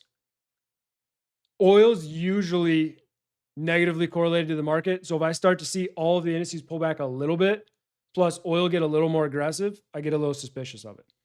I would still want to see this 15-minute fail to go higher, or else we could see a bit more of a pullback. But I'm happy with taking some off earlier than I wanted to and just looking to hold the rest.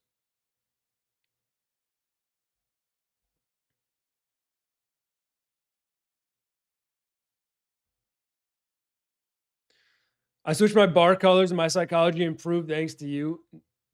Hell yeah. I love it. There's a lot of people, especially in the Discord and in the mastermind group, who have switched to blue and white hollow candles because of me.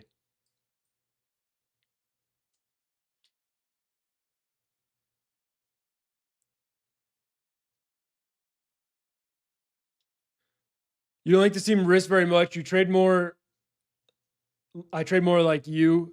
I'm a lot different than Rake. Yeah, Tay, I'm okay with risk. What I don't like is holding something that I have zero reason to hold.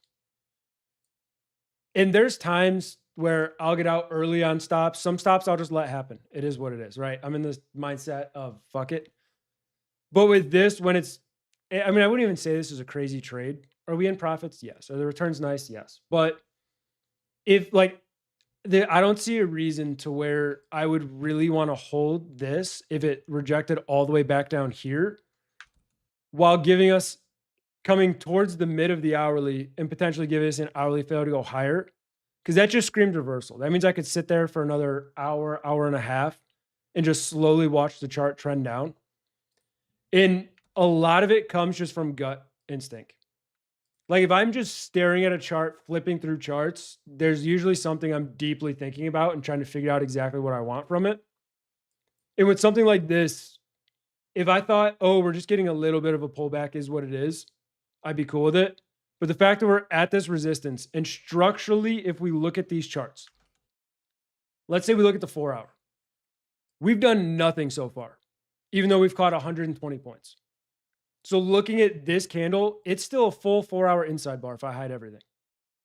We could easily close this back down here. Next candle breaks the lows. This is bearish as hell. We set a 4 hour lower high.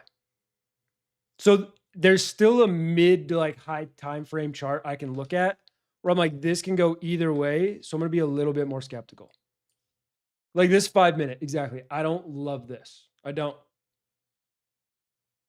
And a lot of times too, I would rather just get out than watch it pull back. I'm going to go flat. Might bite me in the ass. I'll look for another entry if it does. I'll go flat for now.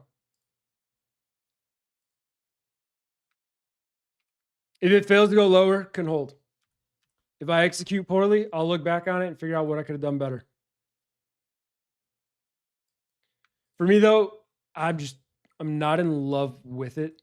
ES and NQ still look good. This could still easily hold. Could fail to go lower. Could have trapped me out there, which it probably did, in all honesty. Probably overanalyzing the chart right now. But if it bites me in the ass, it bites me in the ass. I'm at the point where I'd be more irritated if I just stared at this and watched it go back to break even than if I just got out early. I can always find another entry throughout the stream, throughout the overnight, whatever it may be. But for now, I don't know. I just need to accept that decision.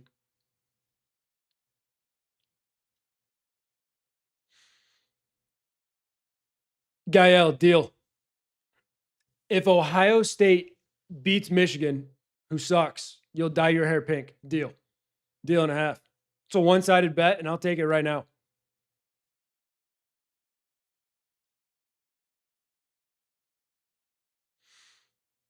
Accidentally flatten your position. Still up 890. Brendan, beautiful trade. Beautiful. Show the game. No, I ain't got much gains right now. We just went through winter.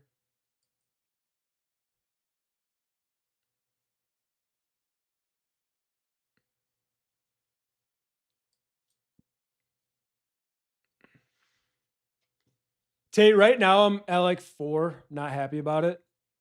Full transparency. I need to get back to 6. I'm slacking, being a little bitch about it.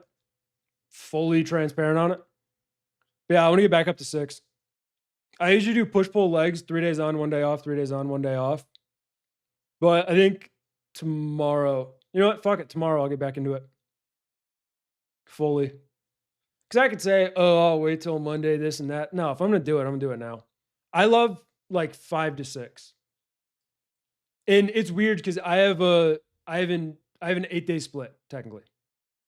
So my push day isn't the same every single week. So that's why it's usually either 5 or 6 every week, depending on when the days off are. Are you trading on Tradevate? Yes, I only trade on Tradevate. How much you currently up on the trade? I got out for $450 across 2 accounts.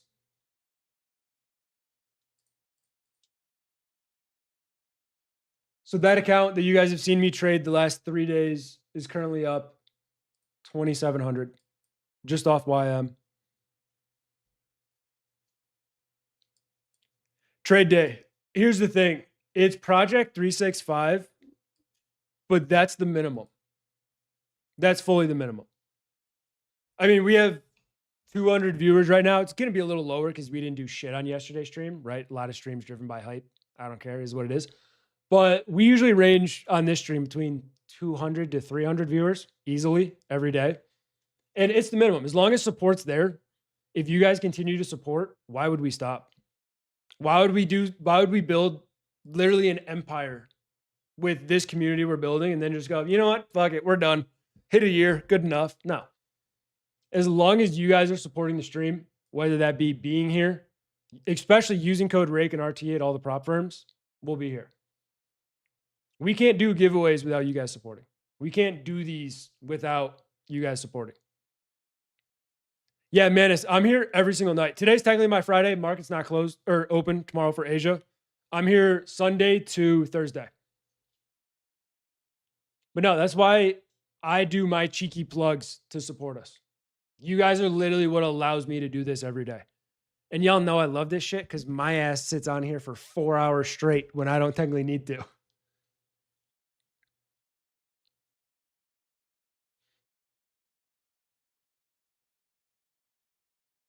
Yeah, Kyle, it's just finding support and resistance. A lot of orb is that as well, just support and resistance. But yeah, we're struggling right now, but look at NQ and ES. Those are drastically stronger. If those hold, YM will hold. And something that I'd say I'm different from JCat is I've gotten to the point where no matter what decision I make clicking buttons, I have to be okay with it. Why? Because if I was wrong and I got out here and the YM breaks, which it probably will. If we're being transparent, it probably fucking will. But let's say it does, and I just sit here and I look what I could have made, what I could have done that. That is where I know I have a higher probability of tilting. So I've gotten to the point where once I click a button, I have to accept that decision. Whether it's good, bad, indifferent, I have to fully accept it. It does not matter the outcome after that point. I caught this part of the trade. Is it something that I'm gonna be like, oh my God, this is a banger trade. Everyone should be rich as hell? No. Was it a good trade? Yeah. I'd say it was a good trade. In theory, we saw 7 points of drawdown for a potential 114. That's solid. Do I wish we got 400? Yeah. Could we still get 400? Yeah. Some of you probably will.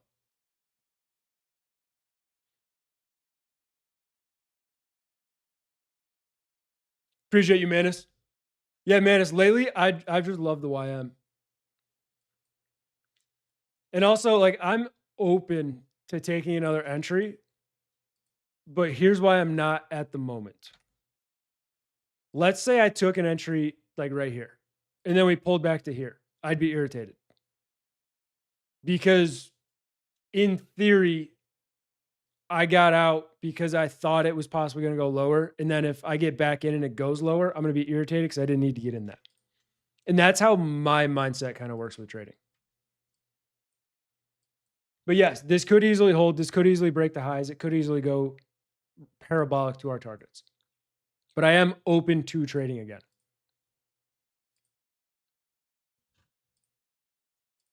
If I do, it would probably just be on a different funded account.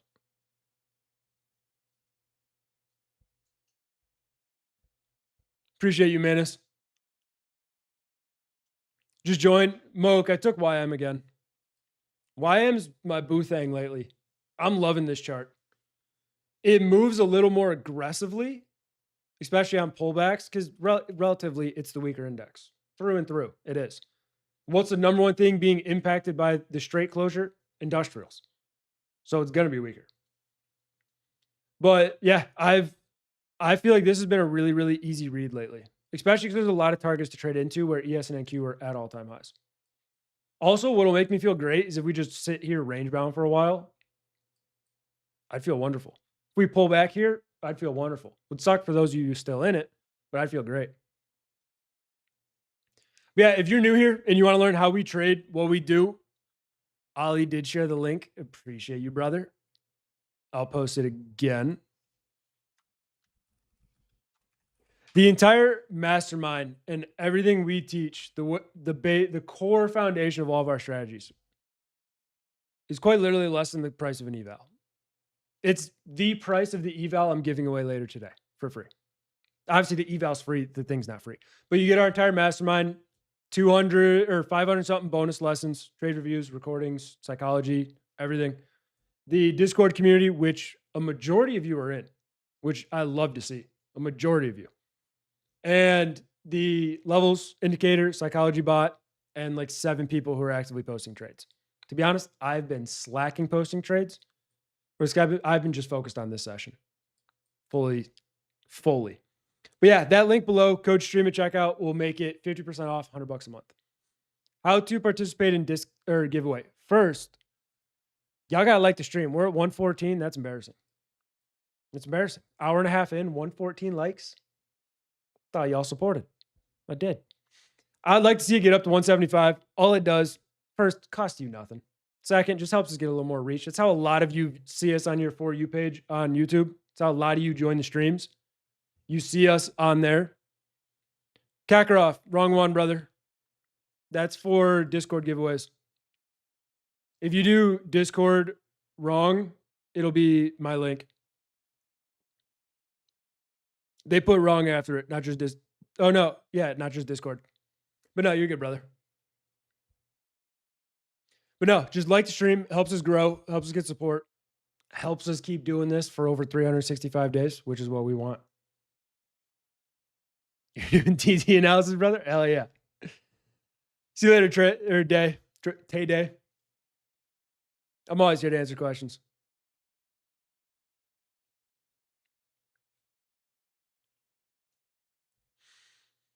But no, we will be giving away a 50K Lucid eval. One of the greatest prop firms out there. Lucid and Tradeify are my goats through and through. Tradeify Grand Cup will be interesting. Like I said, I'll probably do it. I don't have I'm not looking to dial in on it. If I'm going to take a really good trade, I'd rather make money. Because I doubt I'm winning it, right? A lot of people are going to be scalping.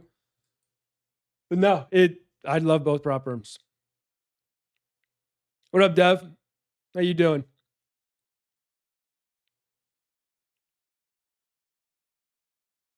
That's the thing, Brennan. And a lot of people sleep on it. Obviously, there's a lot of lurkers. People have me on their TV. People are driving, can't ask questions, whatever. But every single session, especially the night streams when I can fully focus on chat because the market moves as slow as it does, and you can get entries and then not care about it for 3 hours, it's basically like group one-on-one sessions. It's crazy. Especially that we do it for free. Jake is on 30. You also made a profile. You got to make it a picture of Jake. What's your profile picture? Yeah, you got to make it a picture of Jake. It'd be even better. But no, I mean, you can see the growth so far. It's great. Jake's pushing 1,000 viewers every stream. It is insane, the support.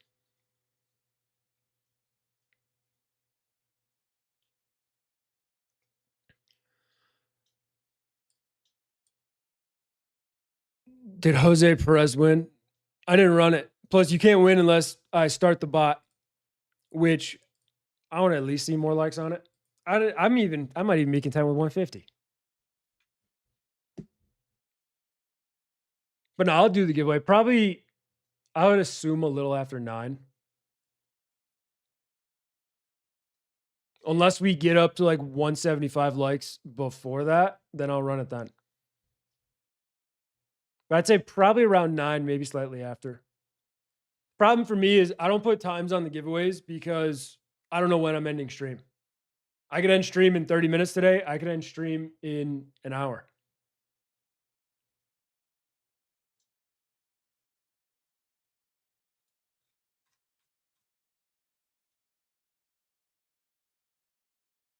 Just got dinner and ran back. What up, Dev?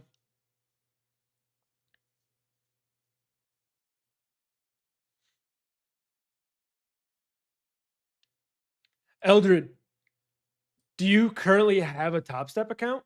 Why do you keep going back to them?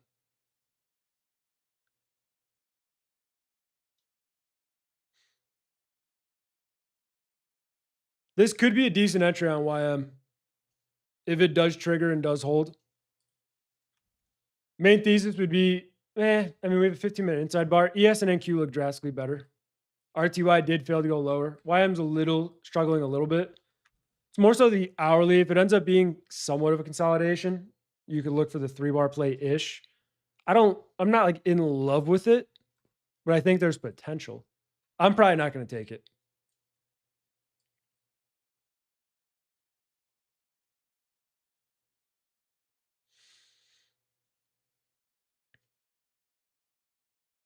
Hey, Ron, just wanted to ask you regarding NQ price action today. Do you believe it was a pullback retest of yesterday's high or something that's going to be deeper regarding pullback?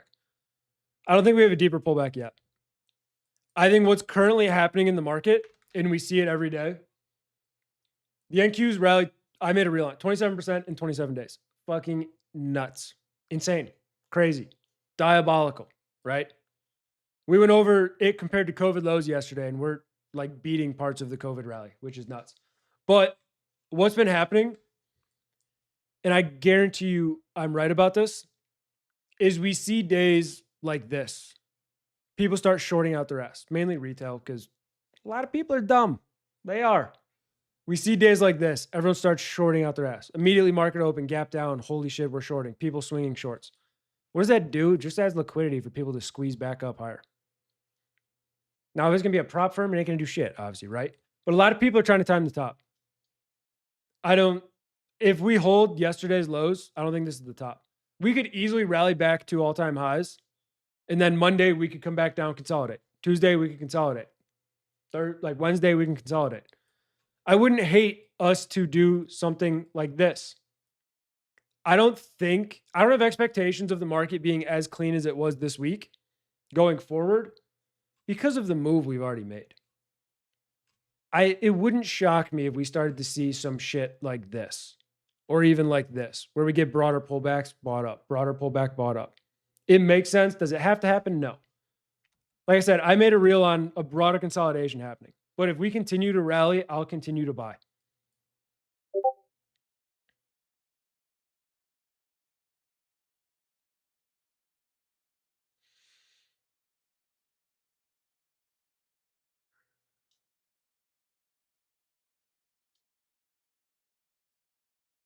I'm on my gold, now waiting for the pivot. Valid. Completely valid. What might want to happen is we might want to see this 4-hour close, see if it closes stronger in an hour and 15. If it does, you can look for the late night potential continuation off of it. Could be. Yeah, I still think this could be a decent entry on YM. I don't know. I'm not over eager to dive back in. I caught something.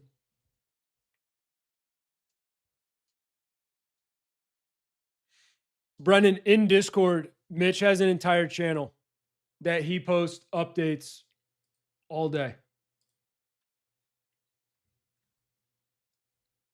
So this is Mitch today. Pre-market review, intraday as well, and then all of his analysis. And he does that every single day. We all have a channel, to be honest. I don't post much lately. But it's also because I just haven't been doing the New York session that much, except for shorter options trades.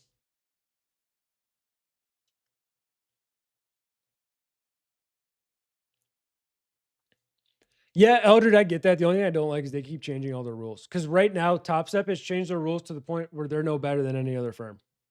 And you're only required to use Top Step X. If you like Top Step X and that's why you're staying with them, then what you could look towards Tradeovate and Lucid and try Trade C. I believe it's very similar. It's simply just like a trading view chart that you can trade actively off of, which is why I love it. But I like Lucid and Tradeovate are phenomenal, especially because you get more options for account potentials. Yeah, if you have any questions about other prop firms, if there's a set of rules that you want, DM me and I can help you which account you might be interested in. Yeah, in the beginning, a lot of people complained about TradeC. And when TradeC first dropped, I was streaming in the Discord and I was using it. We got a payout within a week on it, which was sick.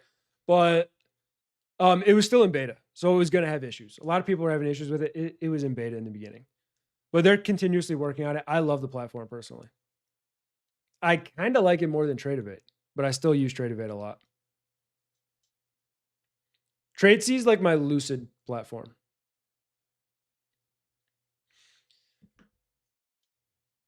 Five-minute NQ long working nicely. I'm really liking Asia session. It's so much more chill, and that is why I love it. But people hate it because it's more chill. I love it. Like, let's say, even with this trade where I got out, let's say you were still thinking about either getting out or staying in. You've had 20 more minutes to figure that out. If this is New York, you have maybe 3 minutes and you're either cooked or you get a huge continuation. Kakarov, he's still in the Discord. He's just life and work. He's got a good job, so he's focused on that. He's still in there, though. He just doesn't, like, he's a moderator, but he doesn't have to moderate. Have you guys been the new virus shit? The main thing I've heard from the virus is from chat. Like, I played a little bit of Battlefield yesterday. Someone was complaining in the chat on it about the virus, and I know nothing about it. To be honest, I have no impact. I think if you look at that stuff religiously, you're going to look at the bad side of it. You're going to think, oh my God, COVID 2.0 is coming. If it comes, I'll act on that. But for now, it's a virus. There's a bunch of them.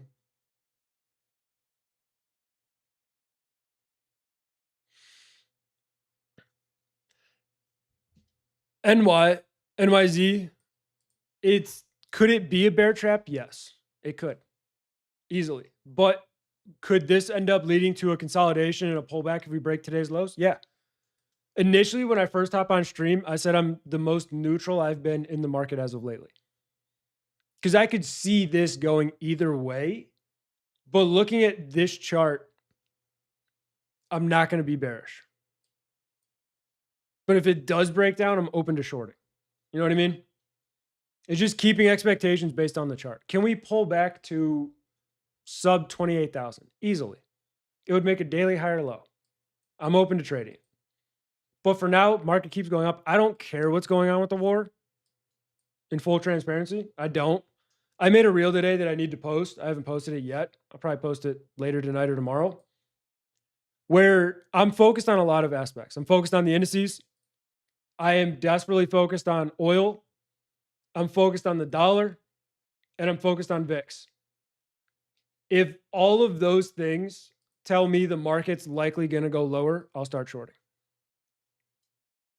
But I do not care what comes out on Twitter or what Trump says about the war. Because in full honesty, we've been in a ceasefire for weeks, on and off. We've broken the ceasefire. Israel's broken the ceasefire. Iran's broken the ceasefire. What have we done? Rallied. Stock market right now does not give a shit about that war. And you can see it clear as day. So if we do start selling, I'm open to selling. For now, though, I'm still buying. At least for the shorter term.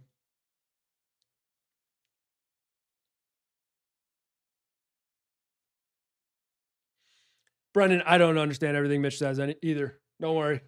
He's breaking it down more and more now in depth to like the 5th grade level, which is great. So it's the easiest way to learn it. Especially his Saturday stream. He went really in depth with a lot of it, and a lot of it made sense. But no, Mitch is growing well. I'm loving the way he's growing on these streams. Y'all just got to show up and support the man more. The man's a fucking legend. Those of you that have been on his streams love it. More of y'all just need to show up. I mean, Tradeify, not Tradeivate. Yeah, every time I try to say Tradeify, I say Tradeivate.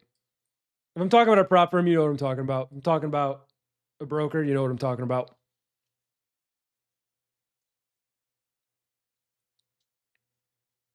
I like to trade on TradingView, so I split my screen, Top Step X, and TV.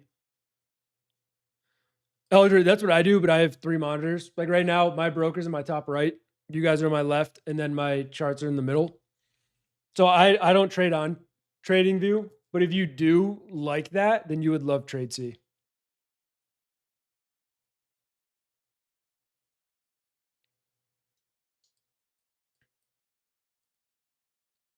Yeah, I mean, Lucid, even if it's an 80% profit split, whatever. I'm okay with that. I'm helping keep the company alive. If they need to do that to be able to keep paying people out, take the 20%. I don't care. Technically, it's not my money till it hits my account. They pay me the percentage they want to pay. I'll take it.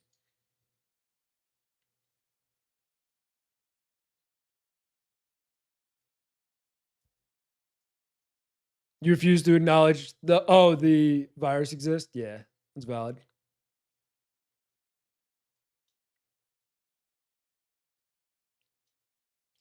Yeah, Ollie, and you can also just ask Mitch if he can explain it a little simpler on streams if needed, and I'm sure he will. See you later, Paul. It's just about asking it. All right, we'll make a deal. I'm gonna go to the bathroom real quick. If 10 of you guys like the stream by the time I get back, I'll do the giveaway. So those of you that are just here for the giveaway can go enjoy your night. But if we get up to 150, which isn't fucking hard, it's 10 people. Not asking for 60. I could easily ask for 200. I could say 200 gotta like it or else no giveaway. No. If 10 of you like it, I'll do it. I'm gonna go to the bathroom. I'll be back. If we're at 150, I do a giveaway. If not, I make you wait a little longer. It's a deal.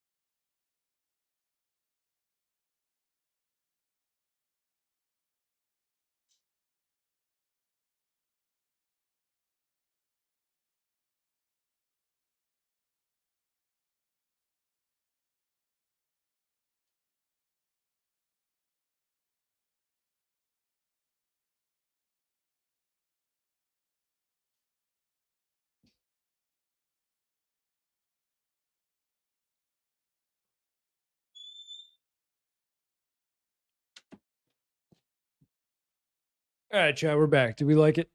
Do we like the stream? Am I doing a giveaway or are we making everybody wait?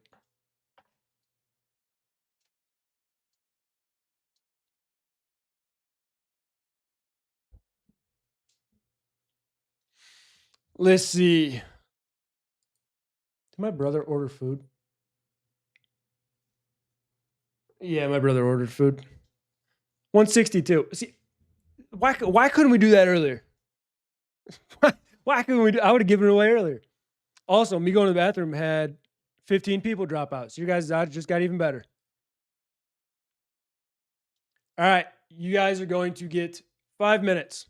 5 minutes. Not a second less, possibly a second more.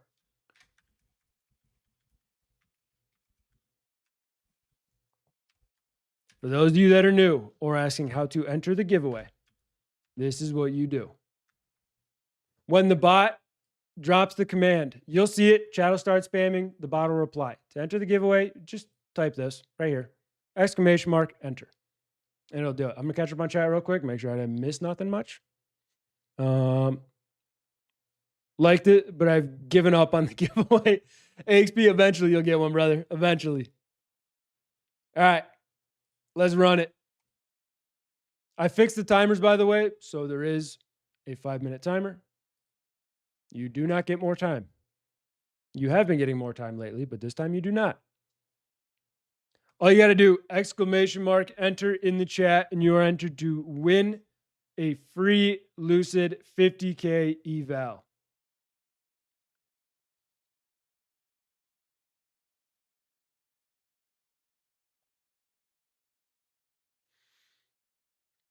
Every single day, my buddy texts me, the war's back, this and that, the war's back. Bitch, we're still hitting all-time highs. And every time he texts me, we hit new all-time highs.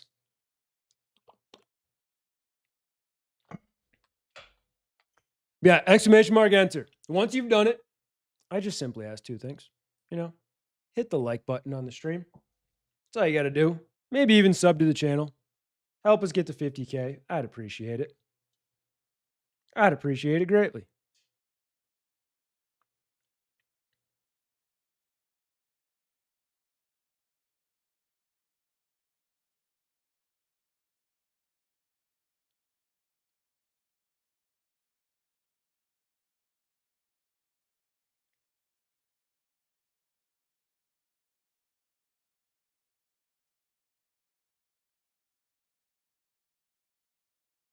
Already sub. Appreciate you, Gator. Yeah, what's crazy is I like we do the giveaway. More likes happen during the giveaway than before the giveaway. When we usually request likes for the giveaway.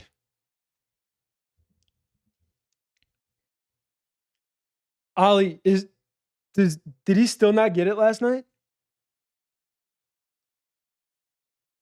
I'll hop on a call with him. Because last time he was logged on the wrong account. How can we not sub? Appreciate you, brother. I tried to help him. I'll see if I can be on for the stream to help him do the giveaway. Fucking Alan. I love the man. Tech, he's still learning tech. That's the problem. Our IT department is the faces you see on stream. And you can see there's times we struggle. Luckily, I set up the entire bot in the back end, so I know how to do it. But for those of you just hopping in stream, type exclamation mark, the word enter, and then send it in the chat. You will get a reply from the bot that you are entered in the giveaway. What are we giving away? A 50K Lucid eval. Once you're in, you ain't got to type it again.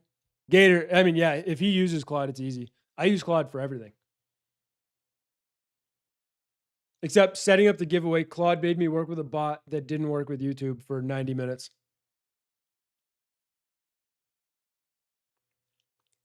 Old new. I mean, no matter what, like it's Jake's, this is Jake's thing. I'll be on his streams to help him to make it easier for him. Could he do it himself? Yeah, it's easy. But in the end, I'm going to do it to make it easier. The rest of them, though, they can watch a 60-second video and figure it out. They can. I have faith in them.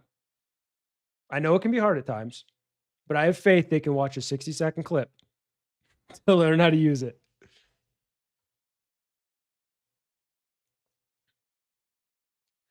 There are currently 141 of you guys in. There are 70 seconds left. If you're not in, figure it out. Type exclamation mark enter if you want to win the giveaway. Well, if you want to be entered to win the giveaway. Let's go, old new. Hell yeah. No, Gator, it's not even figuring out Claude. It's figuring out how to use the bot, which is pretty easy.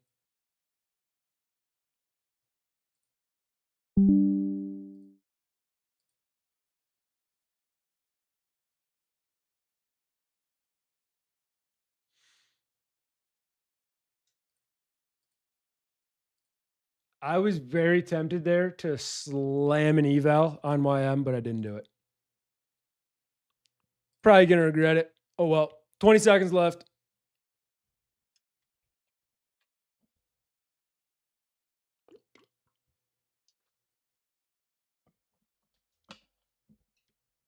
Once it's done, you cannot enter. I'm not reopening it.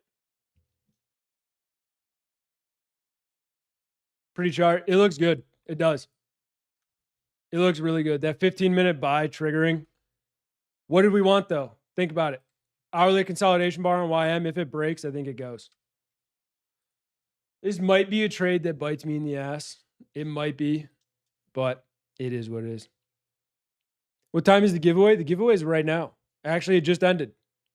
So we're going to pick the winner. Remember, if you've won before, we're likely going to give it to somebody else. We're trying to spread the love, spread the wealth. Daphne, are you here? What's your typical stop loss on NQ? Maybe 30 points? I don't trade NQ a lot. 20 to 30. Daphne, are you present? Yes, you did. You did win. All you got to do, if you're in the Discord, shoot me a DM on Discord. If not, shoot me a DM on Instagram. There's an Instagram link right above. So just go ahead, hit that, and then we'll be chilling.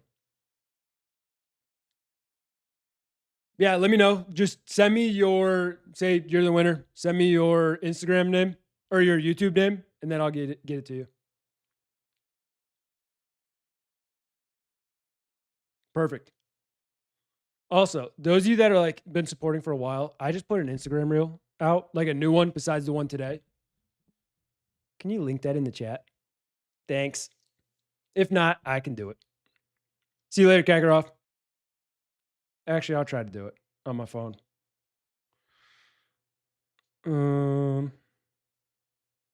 Did it post? Wait, did it share as a trial? Hang on. Nope, shared to the wrong thing. I gotta delete it again. Give me a second. Uno momento.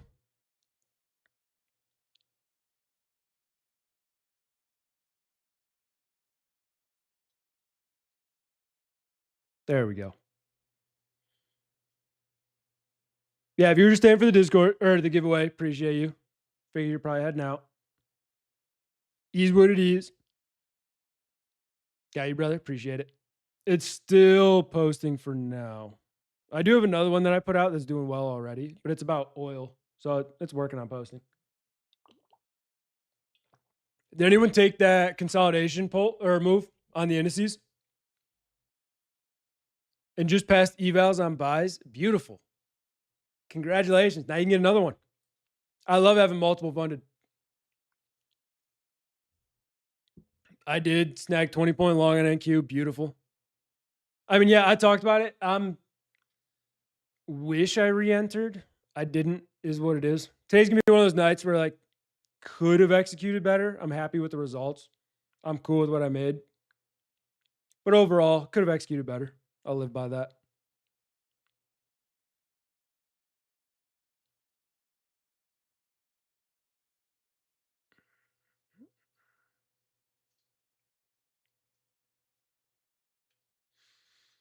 One second. I gotta hop on YouTube real quick.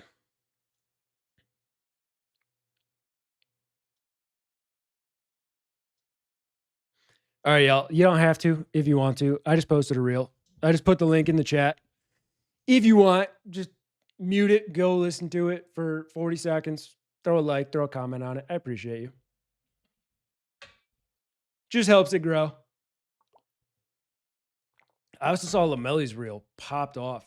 Thing's got like 1.3 million views. Fucking ICT. Everybody loves it. Daphne, did you message me? I'm just checking real quick to make sure.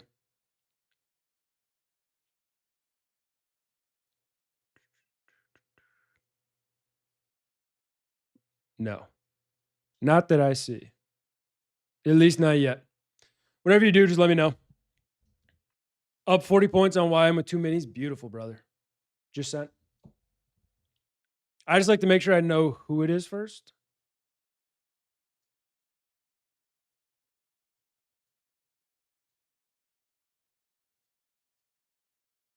Oh, Discord. Okay. I was looking at Instagram. That works. Appreciate you, Gator. Yeah, if you guys want to show some love on it, maybe the other one I put up today. Appreciate you. For now, though, I'm going to keep watching the indices. I love the continuation aspect. I'm going to delete this so people don't enter. I like it. I think today's probably just one of the days where the execution could have been better. I'm not mad about it. Damn, oil got killed right there. Was that news? Or was that just the 9 open? That was just the 9 o'clock open. Damn. Gold had a really nice 3-bar play in the hourly as well. Like we said, though, that 4-hour, as long as the 4-hour closes across the board strong, I think we can easily see continuation.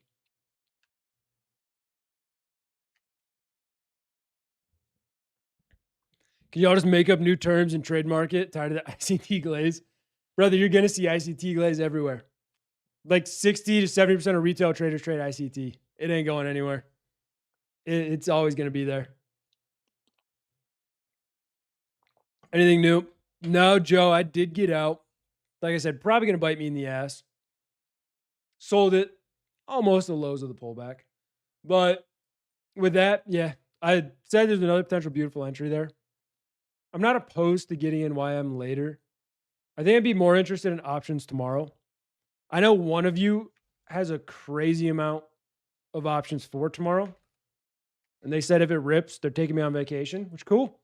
I'm up for a vacation. Other than that, I'm just watching.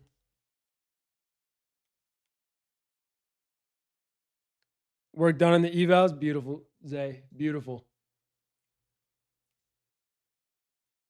Yeah, I think we can easily move again. I think we can do what we did here, not here, there on this day overall in the market.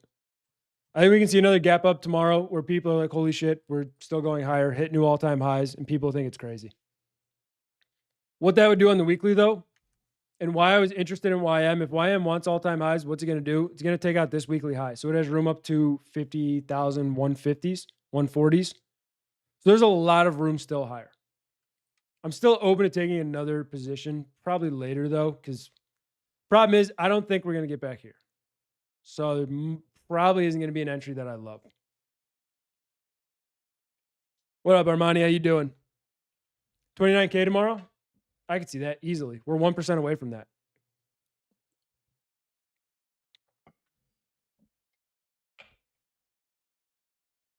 Yeah, although I mean I can picture like it's gonna keep going higher.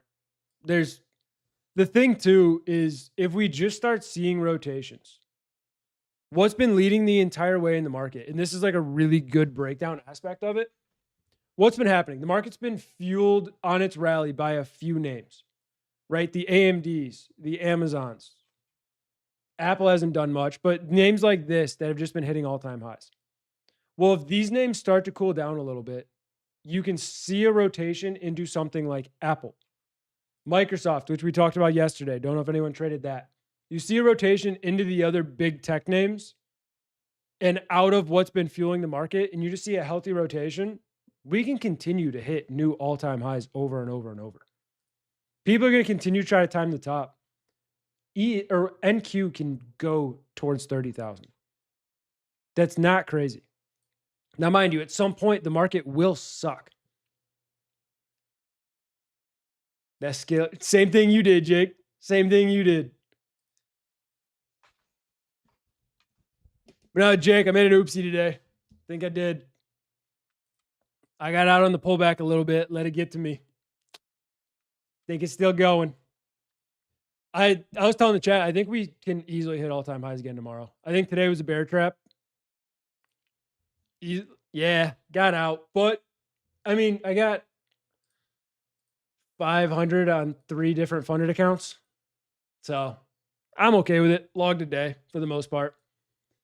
And people who think this market can't go higher, the number one thing I want to say is all today is, today's actual price action, not the current, is a consolidation. You look at NQ, we immediately spiked yesterday's lows. If we close a daily fail to go lower, this weekly closes up here. This is technically a consolidation bar on the weekly. Now we're just slamming all-time highs. We close up here on the weekly. I expect next week to start higher as well. I think these daily charts look insane. YM as well. It didn't spike lower, but if YM wants to close up here, that looks insane for next week. YM, if it wants to, can have another 1,000-point day tomorrow. Yes, that's crazy. Oh, well. That would put us just at all-time highs, and we'd still have a lot more room. Does it have to happen? No, but I think there's a lot of potential for it to happen.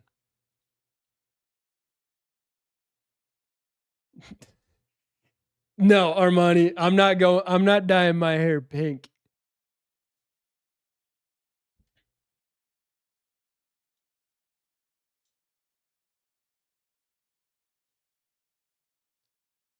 HB taking a little risk. I like it. You probably see something. 8770. Okay. Cowboy, I shorted today too. I'm at the point where I'm willing to take any position in the market. If we keep going higher, I'll long. If we start seeing lower highs on the hourly intraday, I'll short. I caught a short on options, but that's about it. See Sunday, see Dev.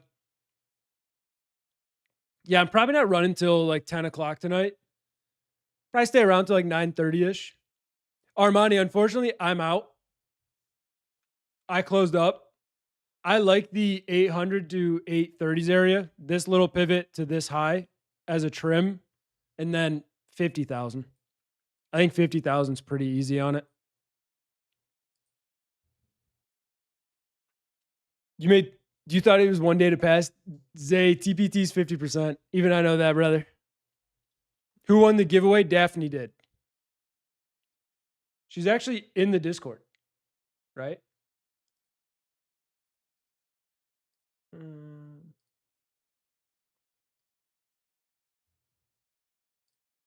Let's see.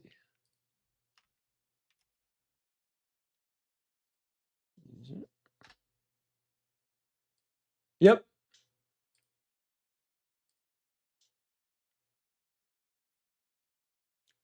Damn, Daphne, you've been in the Discord for a minute.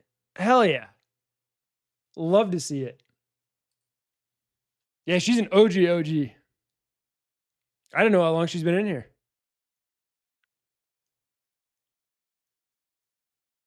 Yeah, you better get a payout on that giveaway account. It's the only reason we give them out.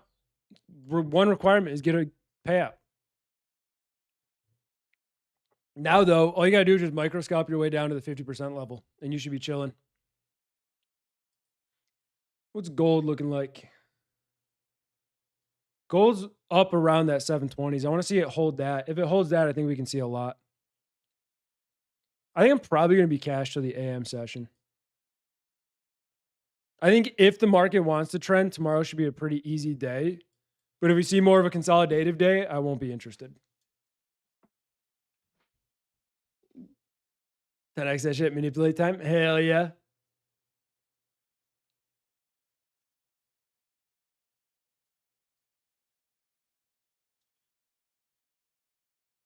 No.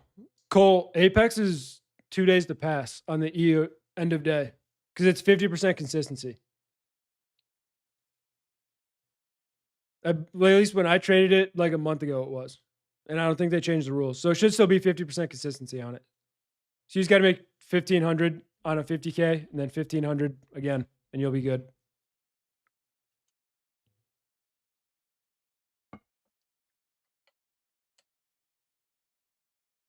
Is end of day 1 to pass? I thought it was 2.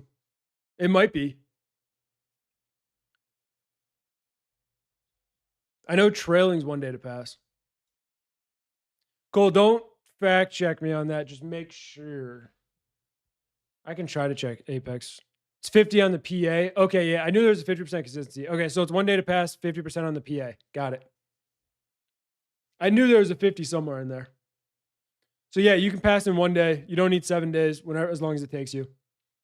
Yeah, the trailing drawdown of $1,000 is criminal. I will say that. That's tight. No, all new Apex drew back on a lot of their rules. They don't care anymore. But what they did is you can get big payouts across the accounts, but you can't get mega payouts. Like you can't rack 20 accounts up 100,000 each and take out 2 mil. Because you can get 6 payouts total and then they reset you back on your accounts and you just have to do it over. Which is interesting, but it's probably better for them in the long run. They're probably getting rinsed by people getting multi-million-dollar payouts.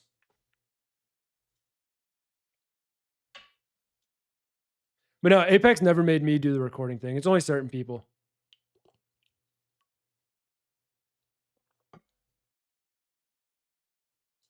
Or no, I'm not in anymore, brother. I got out. So I'll do this.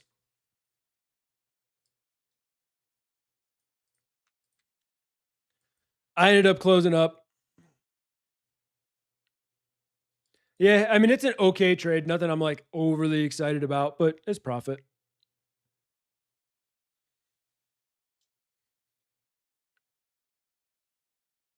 Cole, what size account are you on?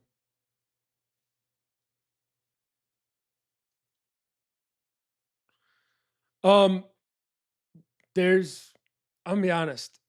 If you over the consistency, it kind of screws you a little bit on Apex. Yeah, if you made 5K, it's going to take longer. The one thing that it does do though is you have a bigger drawdown. So you really don't have to worry about tighter stops or hitting that drawdown. And you should have a static drawdown now if you're on a funded account for the most part. If you're on an eval and you made 5K, you're way over your profit target. If you're on a funded, 50% just means you'll now have to make 10K to get a payout. And if you don't like that, you can just roll mini or micros. So that way, or trade against the market and just lower your P&L.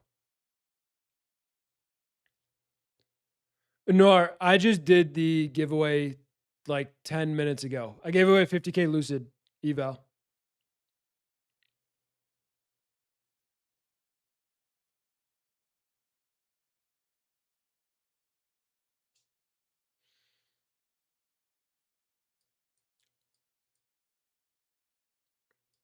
No, Cole, someone just said that it's not 50% on the eval.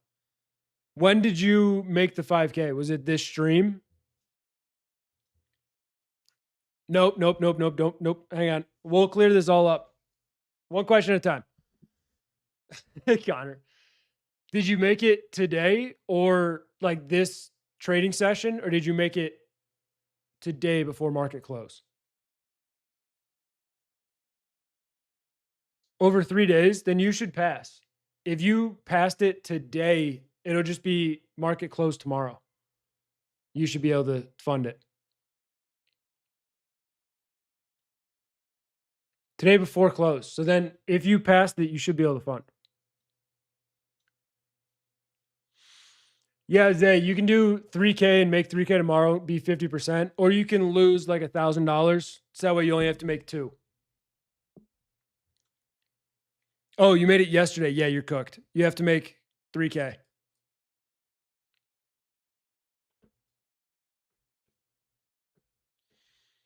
Cole, I would just check your stats on it. If you have me on Discord, you can shoot me a screenshot of the account stats and I can probably let you know. It's just hard to know without being able to see it. But no, you don't have to scalp smaller wins at all. You just know your largest day needs to be 50% of your total profit on the funded account.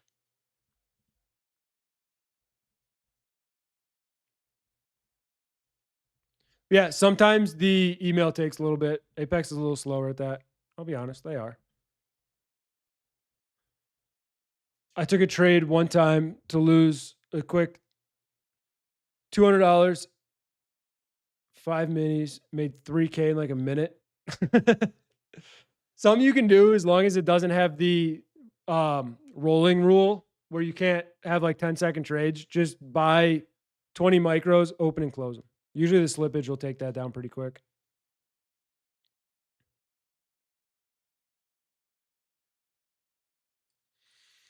How am I supposed to withdraw profits at the end of the day if the trailing drawdown moves up? Once you pass a certain profit target, which is the payout threshold, it usually goes to static. So you just got to get over like 2,600 on a 50K. If you made money on stream, there's like a 5% commission to rake trades. Sorry, I didn't make anything. I'm broke. Made nothing.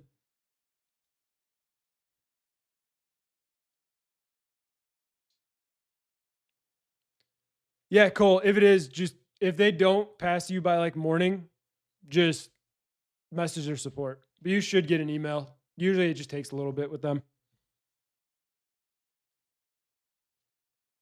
I swear I need to lower my profit margins. I always keep profiting. That's like a my stakes too juicy type aspect.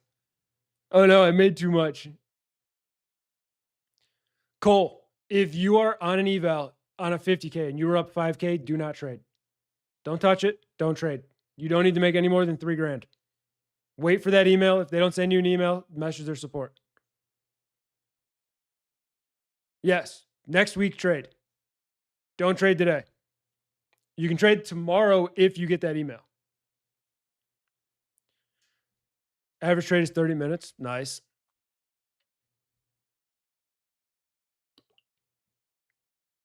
All new Lucid is 5 accounts that you can trade. I think Lucid, Tradeify, and TPT and My Fund and Futures are all 5. I believe. I know for a fact Lucid and Tradeify are.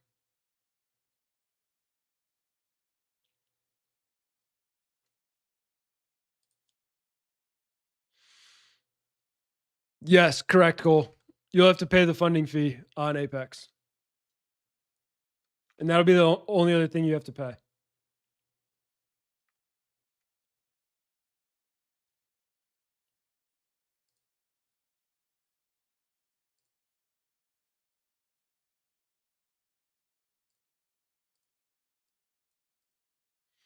Of course. I ain't got nothing else to do. Might as well answer the questions. I might wrap up soon because I am like itching to get in a trade. And I don't really want to. So that's something I got to think about. Yeah, Vish, it's like 100, 125, somewhere around there for it. Do it? No. Not diving in a trade because I'd be irritated if I got in YM and it stopped me. But no, it's like that little thing. I keep looking at it. Like this is a 5-minute higher low, could be a fire entry. Stop right below here, could be nice. But if it rejects and hits my stop, I'd be irritated. Ollie, don't worry, I'm good, brother. Appreciate you though. No, Gail, if you have a question, let's see. Channel activity.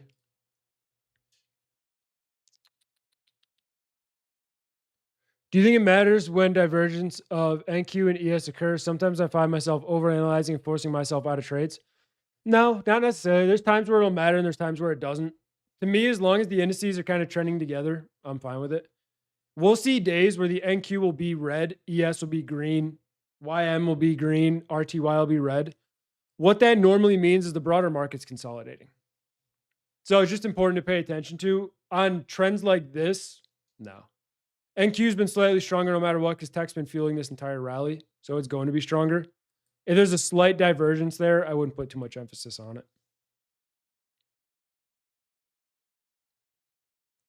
I'm in the YM, and it being weak makes me think the NQ won't go higher. I would say that's over analyzing a bit.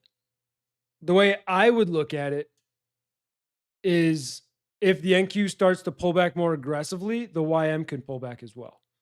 I wouldn't even say it's weak because like the 15-minute looks fine. It's just, it needs to get over that like 750s area. It does. But can the indices pull back? Yes, 100%. That's why I'm okay being patient and just waiting till like tomorrow for an entry if it occurs.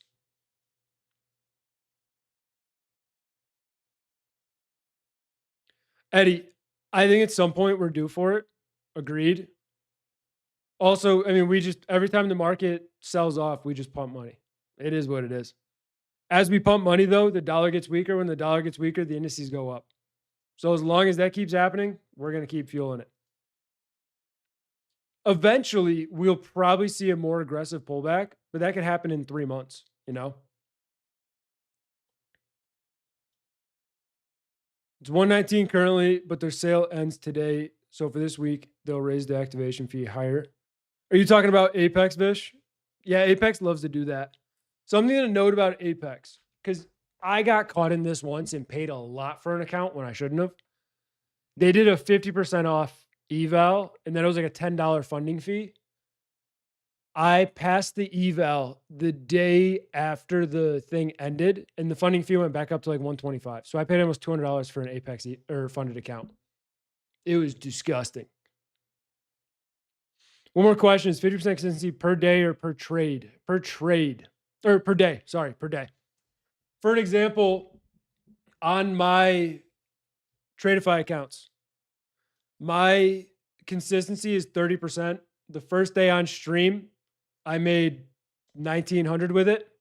So what that essentially be is I'll just take 1900 times it by, well, you can divide it by 0.35 because that's the consistency. This is the total I would have to make on the account to be able to be eligible for a payout to hit that consistency rule.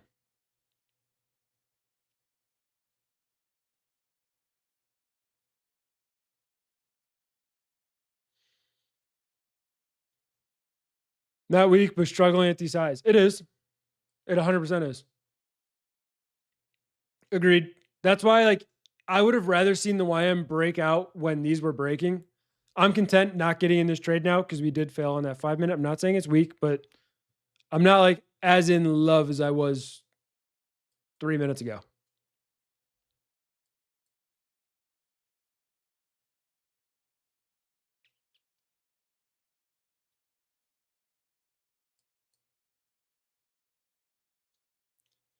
Yeah, Olnu, with the 50K flex, you just need 5 days of 150. profit to get the payout. That's the accounts that I love where I can let runners do their thing because you can make 3K in a day and then just log 4 days and get a payout.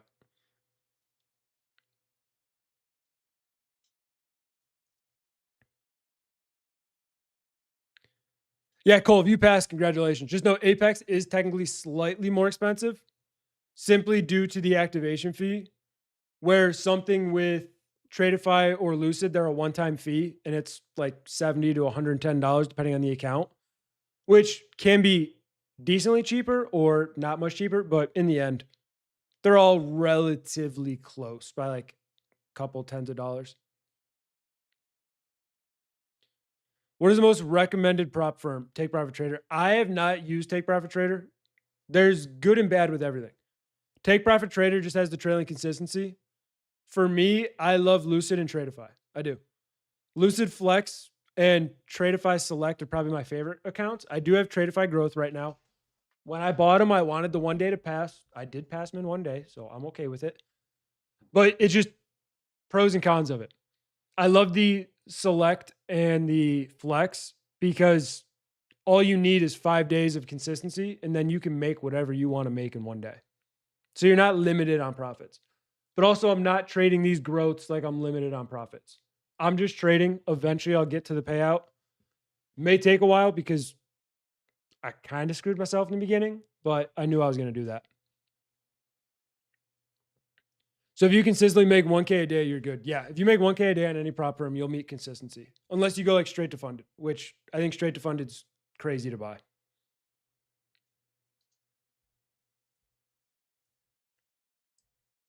No, all new. You get 50% of the total profits in the account. So if that's what you mean, then yes. But it's what you take. It's basically the old Top Step accounts, essentially. So yes, you get 50% of the profits. So let's say you make 4K, then you can get max withdrawal of 2K. If you make 3K, then you can get 1,500. So vice versa. But that's kind of like the con for the pro of being able to just roll days after one big winning day. So like you take and you give. Yes, if you think you're going to fail evals, Apex is really good because it's cheaper. It is. You'll save money.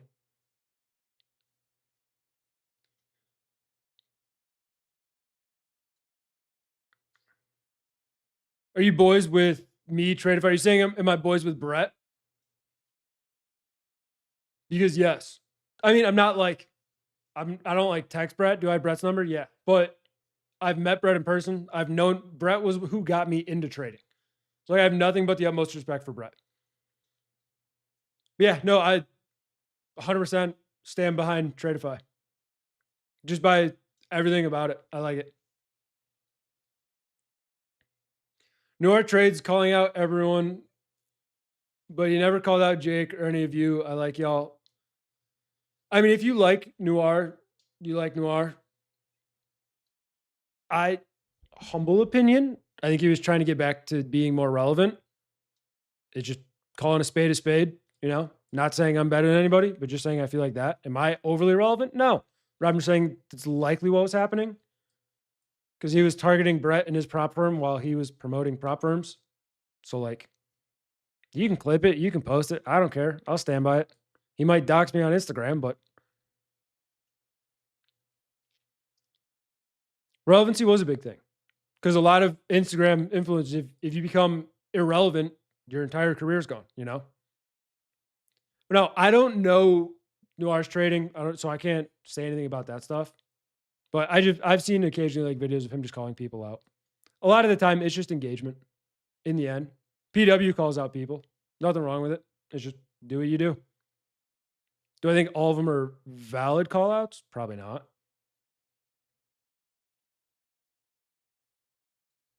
And I'm making 600 for RenQ long tonight. Fuck yeah, Joe. Crushing it. XP, hoping Trump starts tweeting.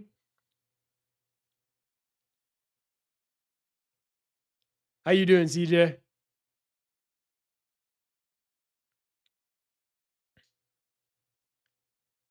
Yeah, all new. you can look at my following on social media. I don't follow a lot of traders. There are some people that I don't trust or like believe in that I follow just to see what they post. I'm an insider, don't worry. You and the Trump family? If so, dude, give us the fucking details. Don't be just sitting on the sidelines like this. But there's most of the traders I follow, I respect. There's some that I follow that I just follow to see what dumb shit they're going to post. But for me, I don't care about the drama at all. If someone ever tries to call me out, I had nothing to prove. You guys literally see my trades live. I don't give a shit.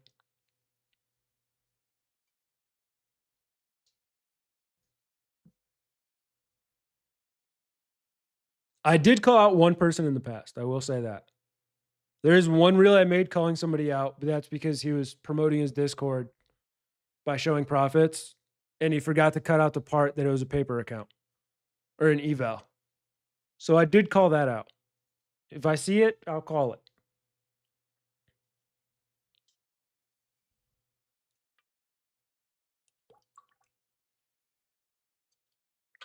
Yeah, but Cole, doesn't he also have a promo code for a prop firm? Like, doesn't he have the same thing? To be fair, though, here's the way I see about affiliate codes. Because I've had them. I don't have many more. I cut all my affiliate codes to do this. Fully, that's how you can tell I'm in it. I cut out my affiliates to run with Jake's. But as you're kind of like looking at it, the way I view it is it's a way to support the traders that you respect. And that's what people are going to do. If people like what we're doing, appreciate the channel, they're going to buy the account anyway. If they want to support us by using a link or a code, appreciate it. Don't have to use whatever code you want. But obviously, that's a way to support traders.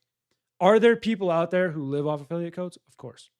You can look at someone's trading and see if they can live the life they live off of what they make trading, and it's obvious. But that's just the world we live in. Also, anybody can get an affiliate code for the most part.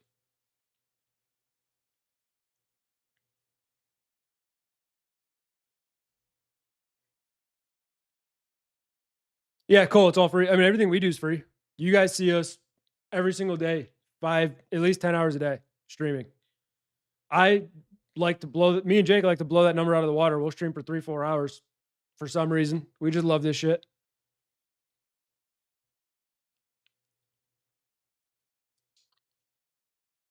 What do you know about Umar? I don't know a lot personally. I don't know him personally. I've never talked to him.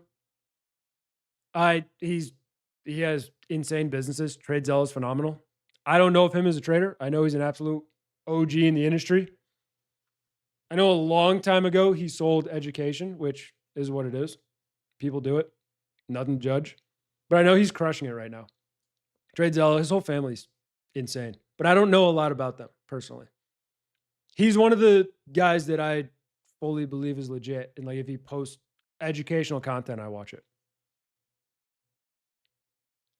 Yeah, TradeZella. Once you have a company like TradeZella and you're as big as TradeZella is, I don't think you care about being a trading influencer at all. I wouldn't. Fuck that. But no, Umar's one of the people I respect.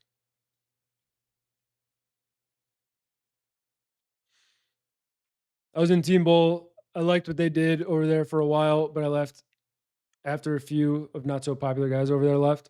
That's fair. I get it. Yeah, I mean Jada I respect as a person. Great dude.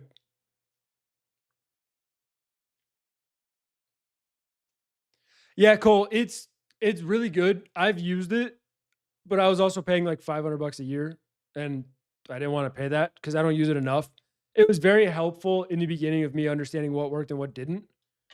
But for me, in the end, I just wasn't using it enough, so I don't have an active TradeZella. I feel like journaling trades is very beneficial. Obviously, if you're a big numbers guy, I feel like it can definitely be beneficial to keep an eye on. But for me, if I want to rewatch a trade, learn on it, I'll rewatch it. You guys actively saw me technically reviewing this trade where I said, if this does hold, it'll be something I can look back on and be like, all right, what could I have done better there? And that's how I would do it. I would just see, dude, like, what could I have done if this holds and rips? Could I have held? Could I just left stop in profits, break even? How could I have executed it differently? If it pulls back below here, I'd be happy I got out. What about Honey Drip? I have no clue who that is. None. And I see two of you asking it. I don't know. But I'm not going to dive into a bunch of traders and be like, this is who I respect. This is who I don't. I don't need it.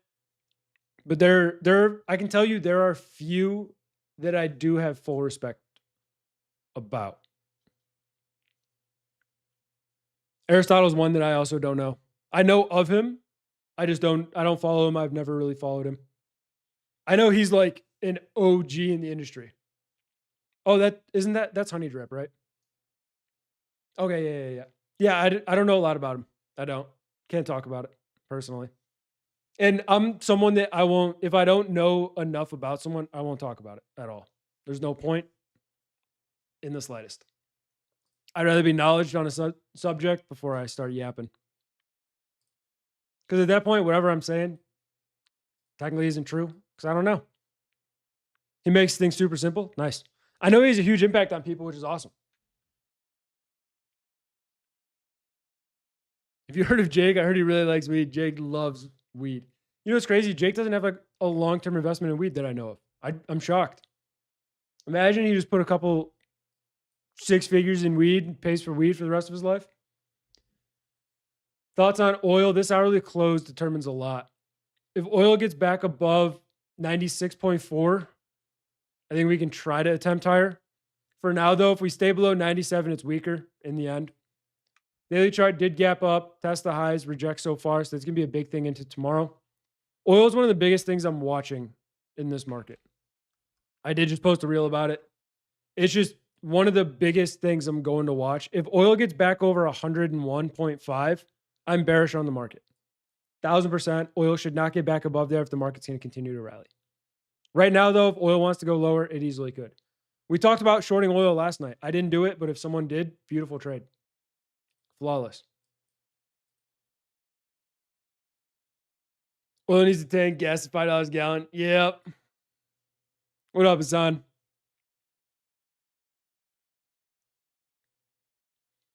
Hassan, they all look like daily 1, 2, 3s right now. They do. Yes, these are topping tails, but it doesn't have to be the top because why we gapped down, spiked today's lows, and held so far. As long as we hold today's lows tomorrow, we're fine. YM's definitely could be a 3-bar play. Same with RTY. YM could also be a daily fail to go higher. There's a lot of neutral aspects that could be in this market right now, and that's kind of how I look at it.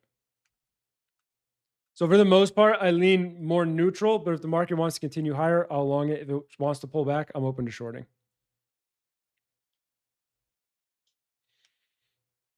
Yeah, I have respect for anyone that trades live. I do. If you show your trades live, even if you don't show P&L like I don't, even though I talk about P&L, I really don't care. But I have nothing but respect for you.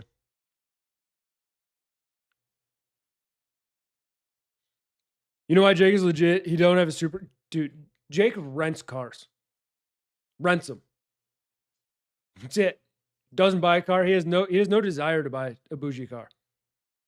If Jake had anything, I could see him in like a G-Wagon. And that'd be about it. I can't see, like, if you picture Jake, I can't see Jake driving around in a Porsche. I don't know why. I can't see Jake being like, yep, I'm going to buy a Lamborghini. I just don't see it, ever. It just doesn't seem like it fits his vibe in the slightest. I can see Jake rocking like an old Bronco. And I feel like a lot of you would agree with that. Give him like a late 90s pristine Bronco, that dude would rip it. And that's the thing, Cole. He has absolutely nothing to prove. He's proved everything. He's proved he can make $200,000 in a day, and he's proved he can consistently make $10,000, $20,000 a day lately. He's already passed his prove it arc exponentially. iMan Trading, yeah, his videos are funny, but he's also one as well where it's just calling people out. Most of them are valid. I'll agree, 1,000%. I haven't watched his like TJR one, so I don't know about that, but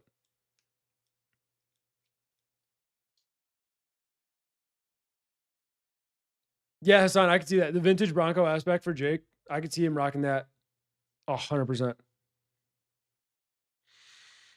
You can see him in the new Volkswagen electric. Now let's not be disrespectful like that. If Jake gets a Volkswagen electric van, I'm judging him. I am. If you're gonna get that, get a Tesla Model X. Get the little butterfly doors. Get something that looks at least kind of cool. Does the car overall look cool? No, but the self-driving, the butterfly doors are kind of cool.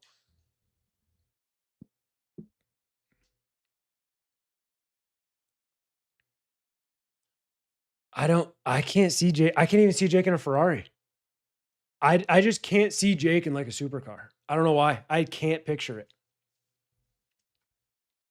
Oh, all new. That's the thing too. With Jake, we're talking boats, CJ. I mean, I'm just talking about whatever the chat's bringing up for now. But yeah, most people don't know Jake had an itch to try Forex. And that man turned 50K into over 200K in like 2 days, which is insane. And then he also recorded an entire month with Callan of him live trading where he lost like 10 or 15K and then made like 100 or 200, something like that. So he's already well past his prove it.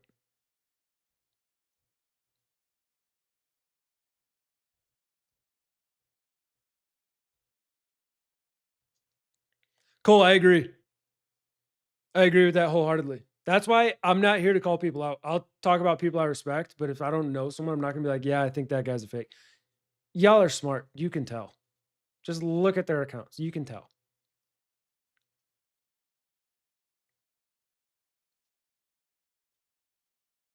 You saying Jake's a shit driver? I could see it, but I don't think he is.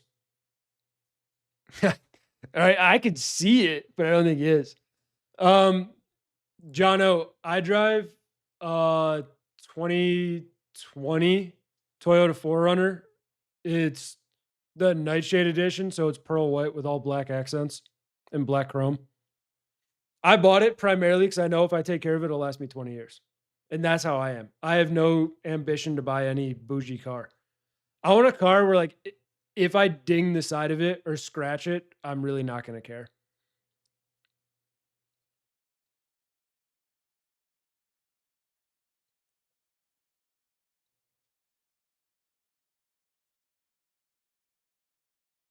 Agreed, Cole. Are you telling me to move on or like people looking at the account to move on?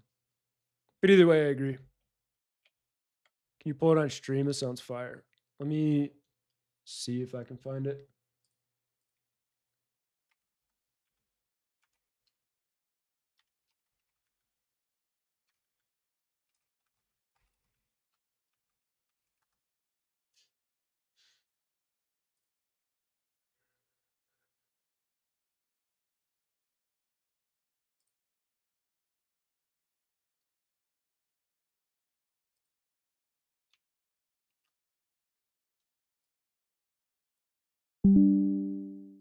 So this is what I drive.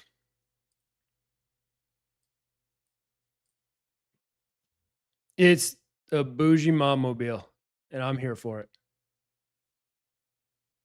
But I got tinted windows as well. But I like all the black chrome. I just don't like regular chrome at all. And I wanted a 4Runner. I didn't like the basic ones. So I got that one. It's a gas guzzler. Cole, good thing I don't drive a lot. Where I sleep, 15 feet that way. Where I work, right here. Main thing I drive to is the store and the gym. Oh, and General People Haven? Of course. Yeah.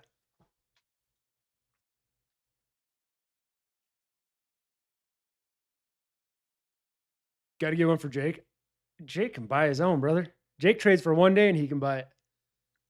Looks great with the black wheels. Yeah, sir. Alan sleeps in his car. I could see that man doing that fully. I could see him being like, oh, it's a long day of work. I'm going to take a power nap right here.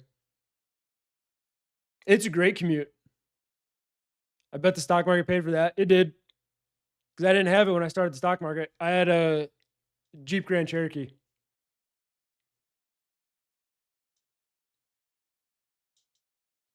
Dude, I love 4Runners. Yeah, Cowboy, we're just chilling for now. I was going to end at like 9:30. I didn't realize what time it was. I said I wasn't going till 10, but I guess I am now. Might as well go 13 minutes. Nothing. I mean, I'm just talking with the chat. I'm expecting viewers to drop off because I'm not actively looking to trade. Just hanging out for a minute.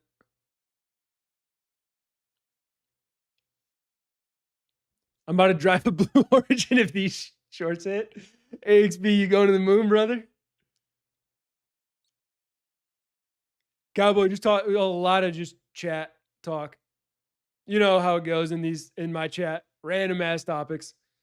Which I will say, and I will die on this throne, I think I have the best chat out of any stream.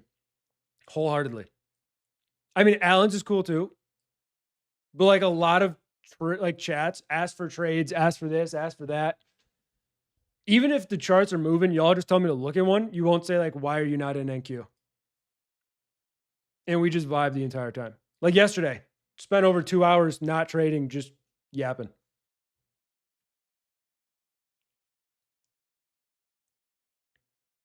The gremlin hour is a real thing. There are days though. Luckily, the market's moving. So chat's not bad. If the market does what it did yesterday, where it just goes sideways, you can tell chat gets a little antsy and they start going rogue. Completely. They go rogue. And I know it. Y'all are little fiends.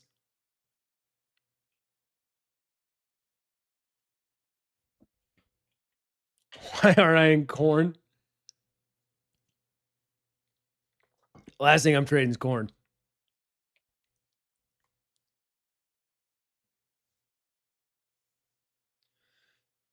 Jono, that would be something that I would buy. Because that would be sick. If you buy like a little RV that you can trade off of with Starlink and just go travel around the country. Like, imagine I'm still streaming and I have that. I just go up to Colorado or Montana. I'm sitting on the side of a mountain streaming and you guys just see the entire background. It'd be dope. Next day or week later, I'm at a beach. That is something I would spend money on. 1,000%. I couldn't see myself buying something like a Ferrari. I would buy a luxury car if I had enough money to where I could buy it and it didn't impact my bank account in the slightest. Then I might think about it, but at the same point, I don't think I would. Because yeah, they're sick, but it doesn't. It'd be cool to have, but it just doesn't. It's not something that like I just don't like materialistic things at all. For the longest time, I wanted a Rolex, but now I'm just like, I have a $300 watch that I love. If my soybeans hit, I'm getting a Corolla this year. Hell yeah. I'm gonna be straight up. I first started trading, fell out of it, went into gambling, played baccarat, making money, and just giving it back. I couldn't stop. I've come to futures with totally different. See, Cole, what I did is I started trading, did well. I got heavily into gambling, but I just did it in the stock market and lost everything. That was my way to do it. I didn't go to baccarat or the casino. I just gave it all to the stock market.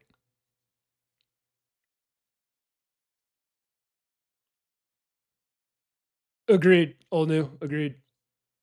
Something that works and looks decent, I'm cool with. To be honest, I'm gonna call myself out. I have a watch that I wear when I like usually when I go to like the meetups or visit Jake. Battery's been dead in it for 3 years. Fucker doesn't even work, and I still rock it. And it's like a $70 watch, might be $100 watch.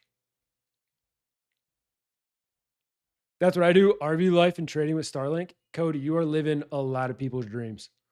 That's sick. If I had that, I would go visit Joel and we would just fuck around for a while.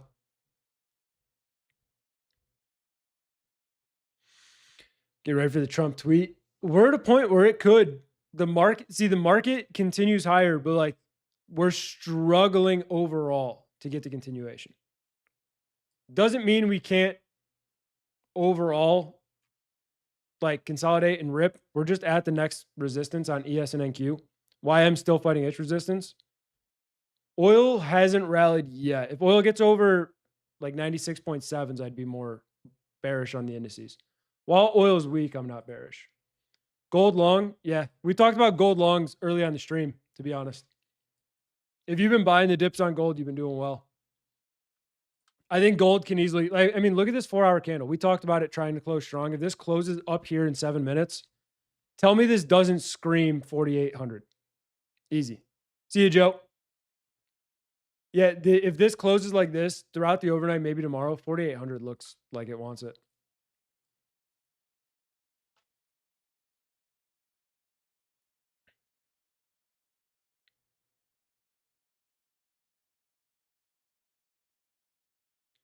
Streamlabs, I was making 11K a day, 15 the next, spent a lot of money, enjoying it and being generous, losing myself, but baby, I'm back. Hell yeah, brother.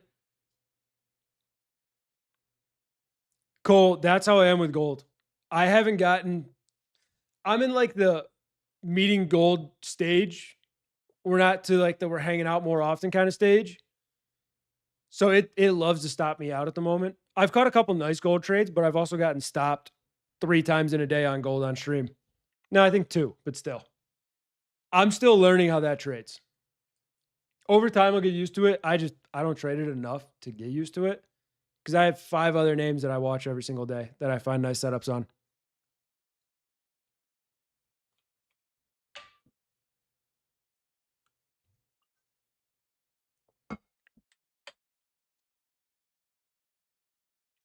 Where are you streaming from? My house. I'm in Ohio.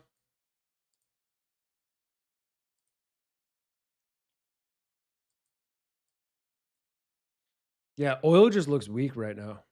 We'll see how the next 7 minutes goes, but right now it looks weaker, which could help fuel the indices for a little bit higher. But the indices are struggling while oil is struggling. So one of them will probably break. Evening, Pete. How you doing?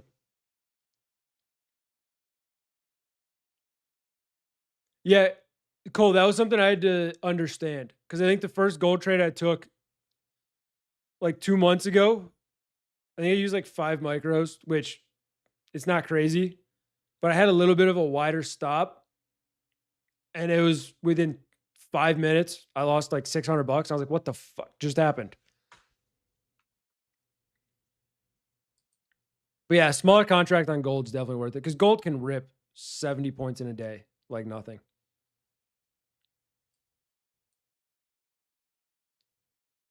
Nice. I'm in Ontario. Hell yeah. Here we go in the hole. AXP, I'm living vicariously through you. For those that don't know, AXP is short at 770 on NQ. And I'm going to assume you said smaller size. So what are you in? 2 minis? I haven't traded any micros. Should I be concerned? No. Micros are just 10% the size of minis. So if I just want a smaller stop. I usually like micros because I trim throughout my trades. Yeah, I have no problem trading 10, 15 micros, which is 1 mini. I just like to be able to trim if I want to. So I trade micros. Appreciate you, Ollie.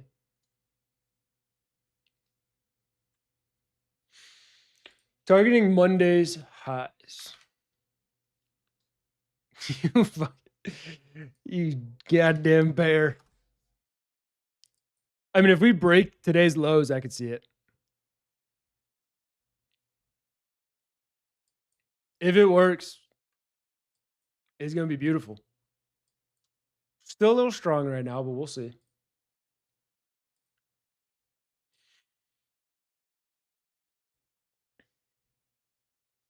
No, Cole. Yeah, I trade micros.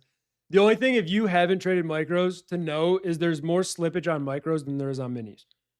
Because obviously, it's an instrument based off of the minis.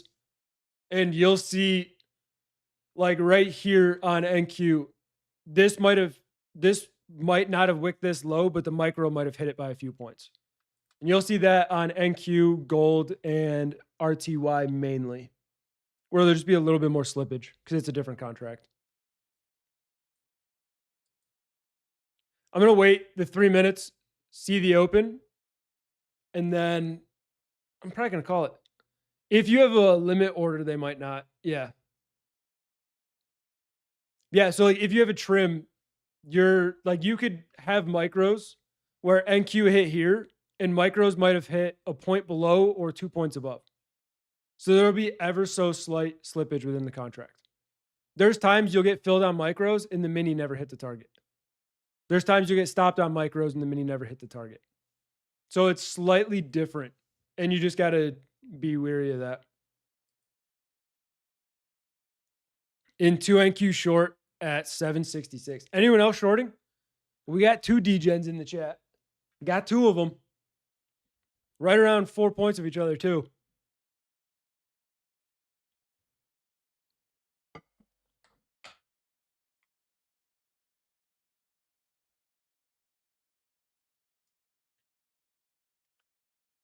Cole, it is paper trading, but you can get similar fills overall. You can get some pretty easy fills. It's just you'll get more slippage because it is paper trading.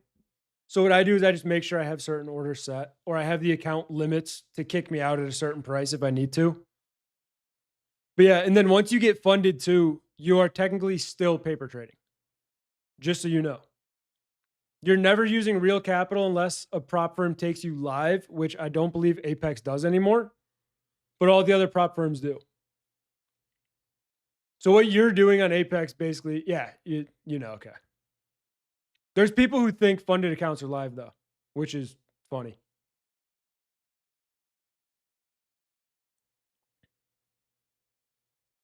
Oh, what up, Tatas? How you doing? I'm short. All right, we have 3 people shorts. Dakota's fully puckered. I'm long for 28 912s. God damn. You want to move. Yeah, I like it. Apex is making people live. Interesting. I thought they didn't do that anymore. Cole, that's the thing. We can be paper traders and make money.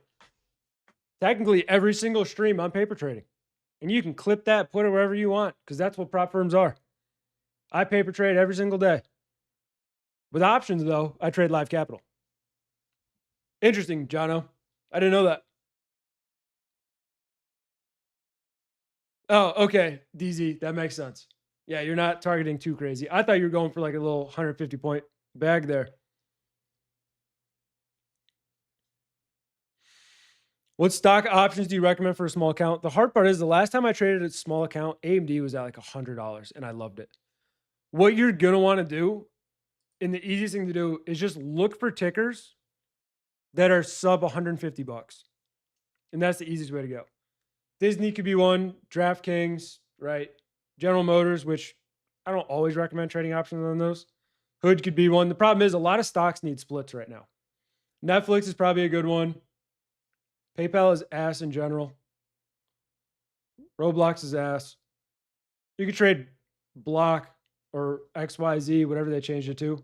A lot of banks are cheaper too.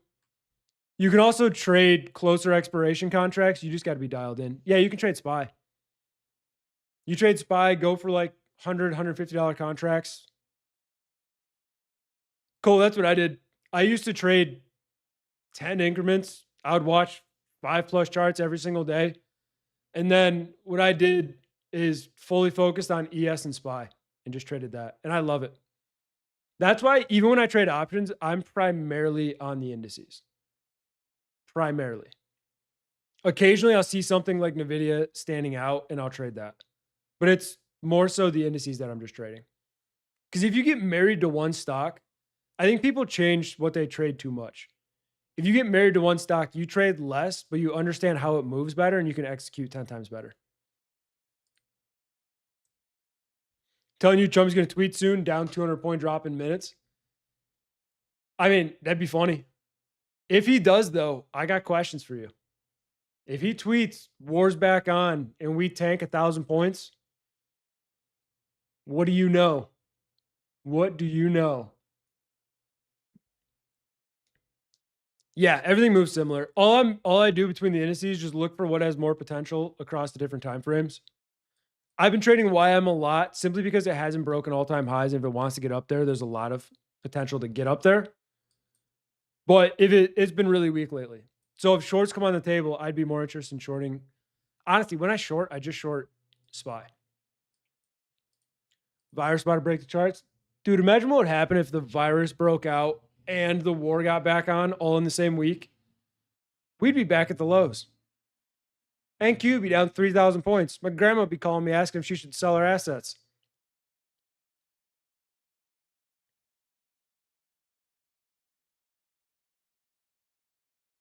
I'm green right now. You are. AXP, is this a trade where you're planning on taking one off and letting the other run, or are you looking to just let both run? Yeah, all new. I do.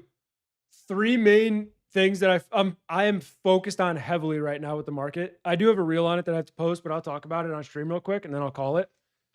Is first is oil. If oil gets back over 101.5, I start to lean more bearish on the market. If we get over 110, 111, I'm at the point like, holy shit, it's about to get real.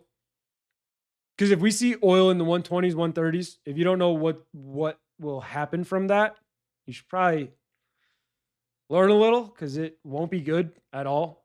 I think it's like if oil gets up to 125s, somewhere around there, the chance of a recession, like 4X's or something. I don't know the exact numbers, but it's ridiculous. I watched the dollar as well. It has drastic negative correlation to the overall market. If this breaks higher, if the dollar gets back over 100.2, which is a massive resistance, if we break this, holy shit, I'm shorting everything I see completely. Everything without hesitation. Aggressive size, wide stop shorts. And then VIX, I pay attention to the broader pivots. So like right now, I'm focusing on 17.5. We get over 17.5, I want 19.5. Over 19.5, it's basically hold on. We're probably going up to 22 to 24.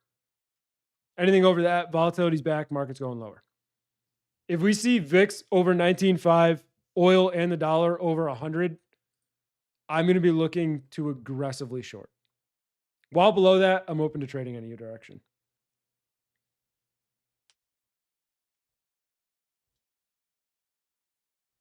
Yeah, XP makes sense. You're not risking a whole lot. With that, though, I think I'm going to go ahead and call it a stream. Solid 3 hours. Okay trade. I'll do it again. It's not like anything crazy. I mean, it's green. I'm cool with profits. This is what it is. Solid way to end the week. I'll take it. Add a little buffer. But I think I'm going to go ahead and end it. I know some traders use VIX. Yeah, it's just a futures VIX overall. Yeah, I'm going to go ahead and call it stream. Alan is on at 1 a.m. Eastern. Jake's back on in the morning. Normal schedule. For me, this is my Friday. I will be back Sunday. I'll talk to y'all later. Appreciate y'all being here.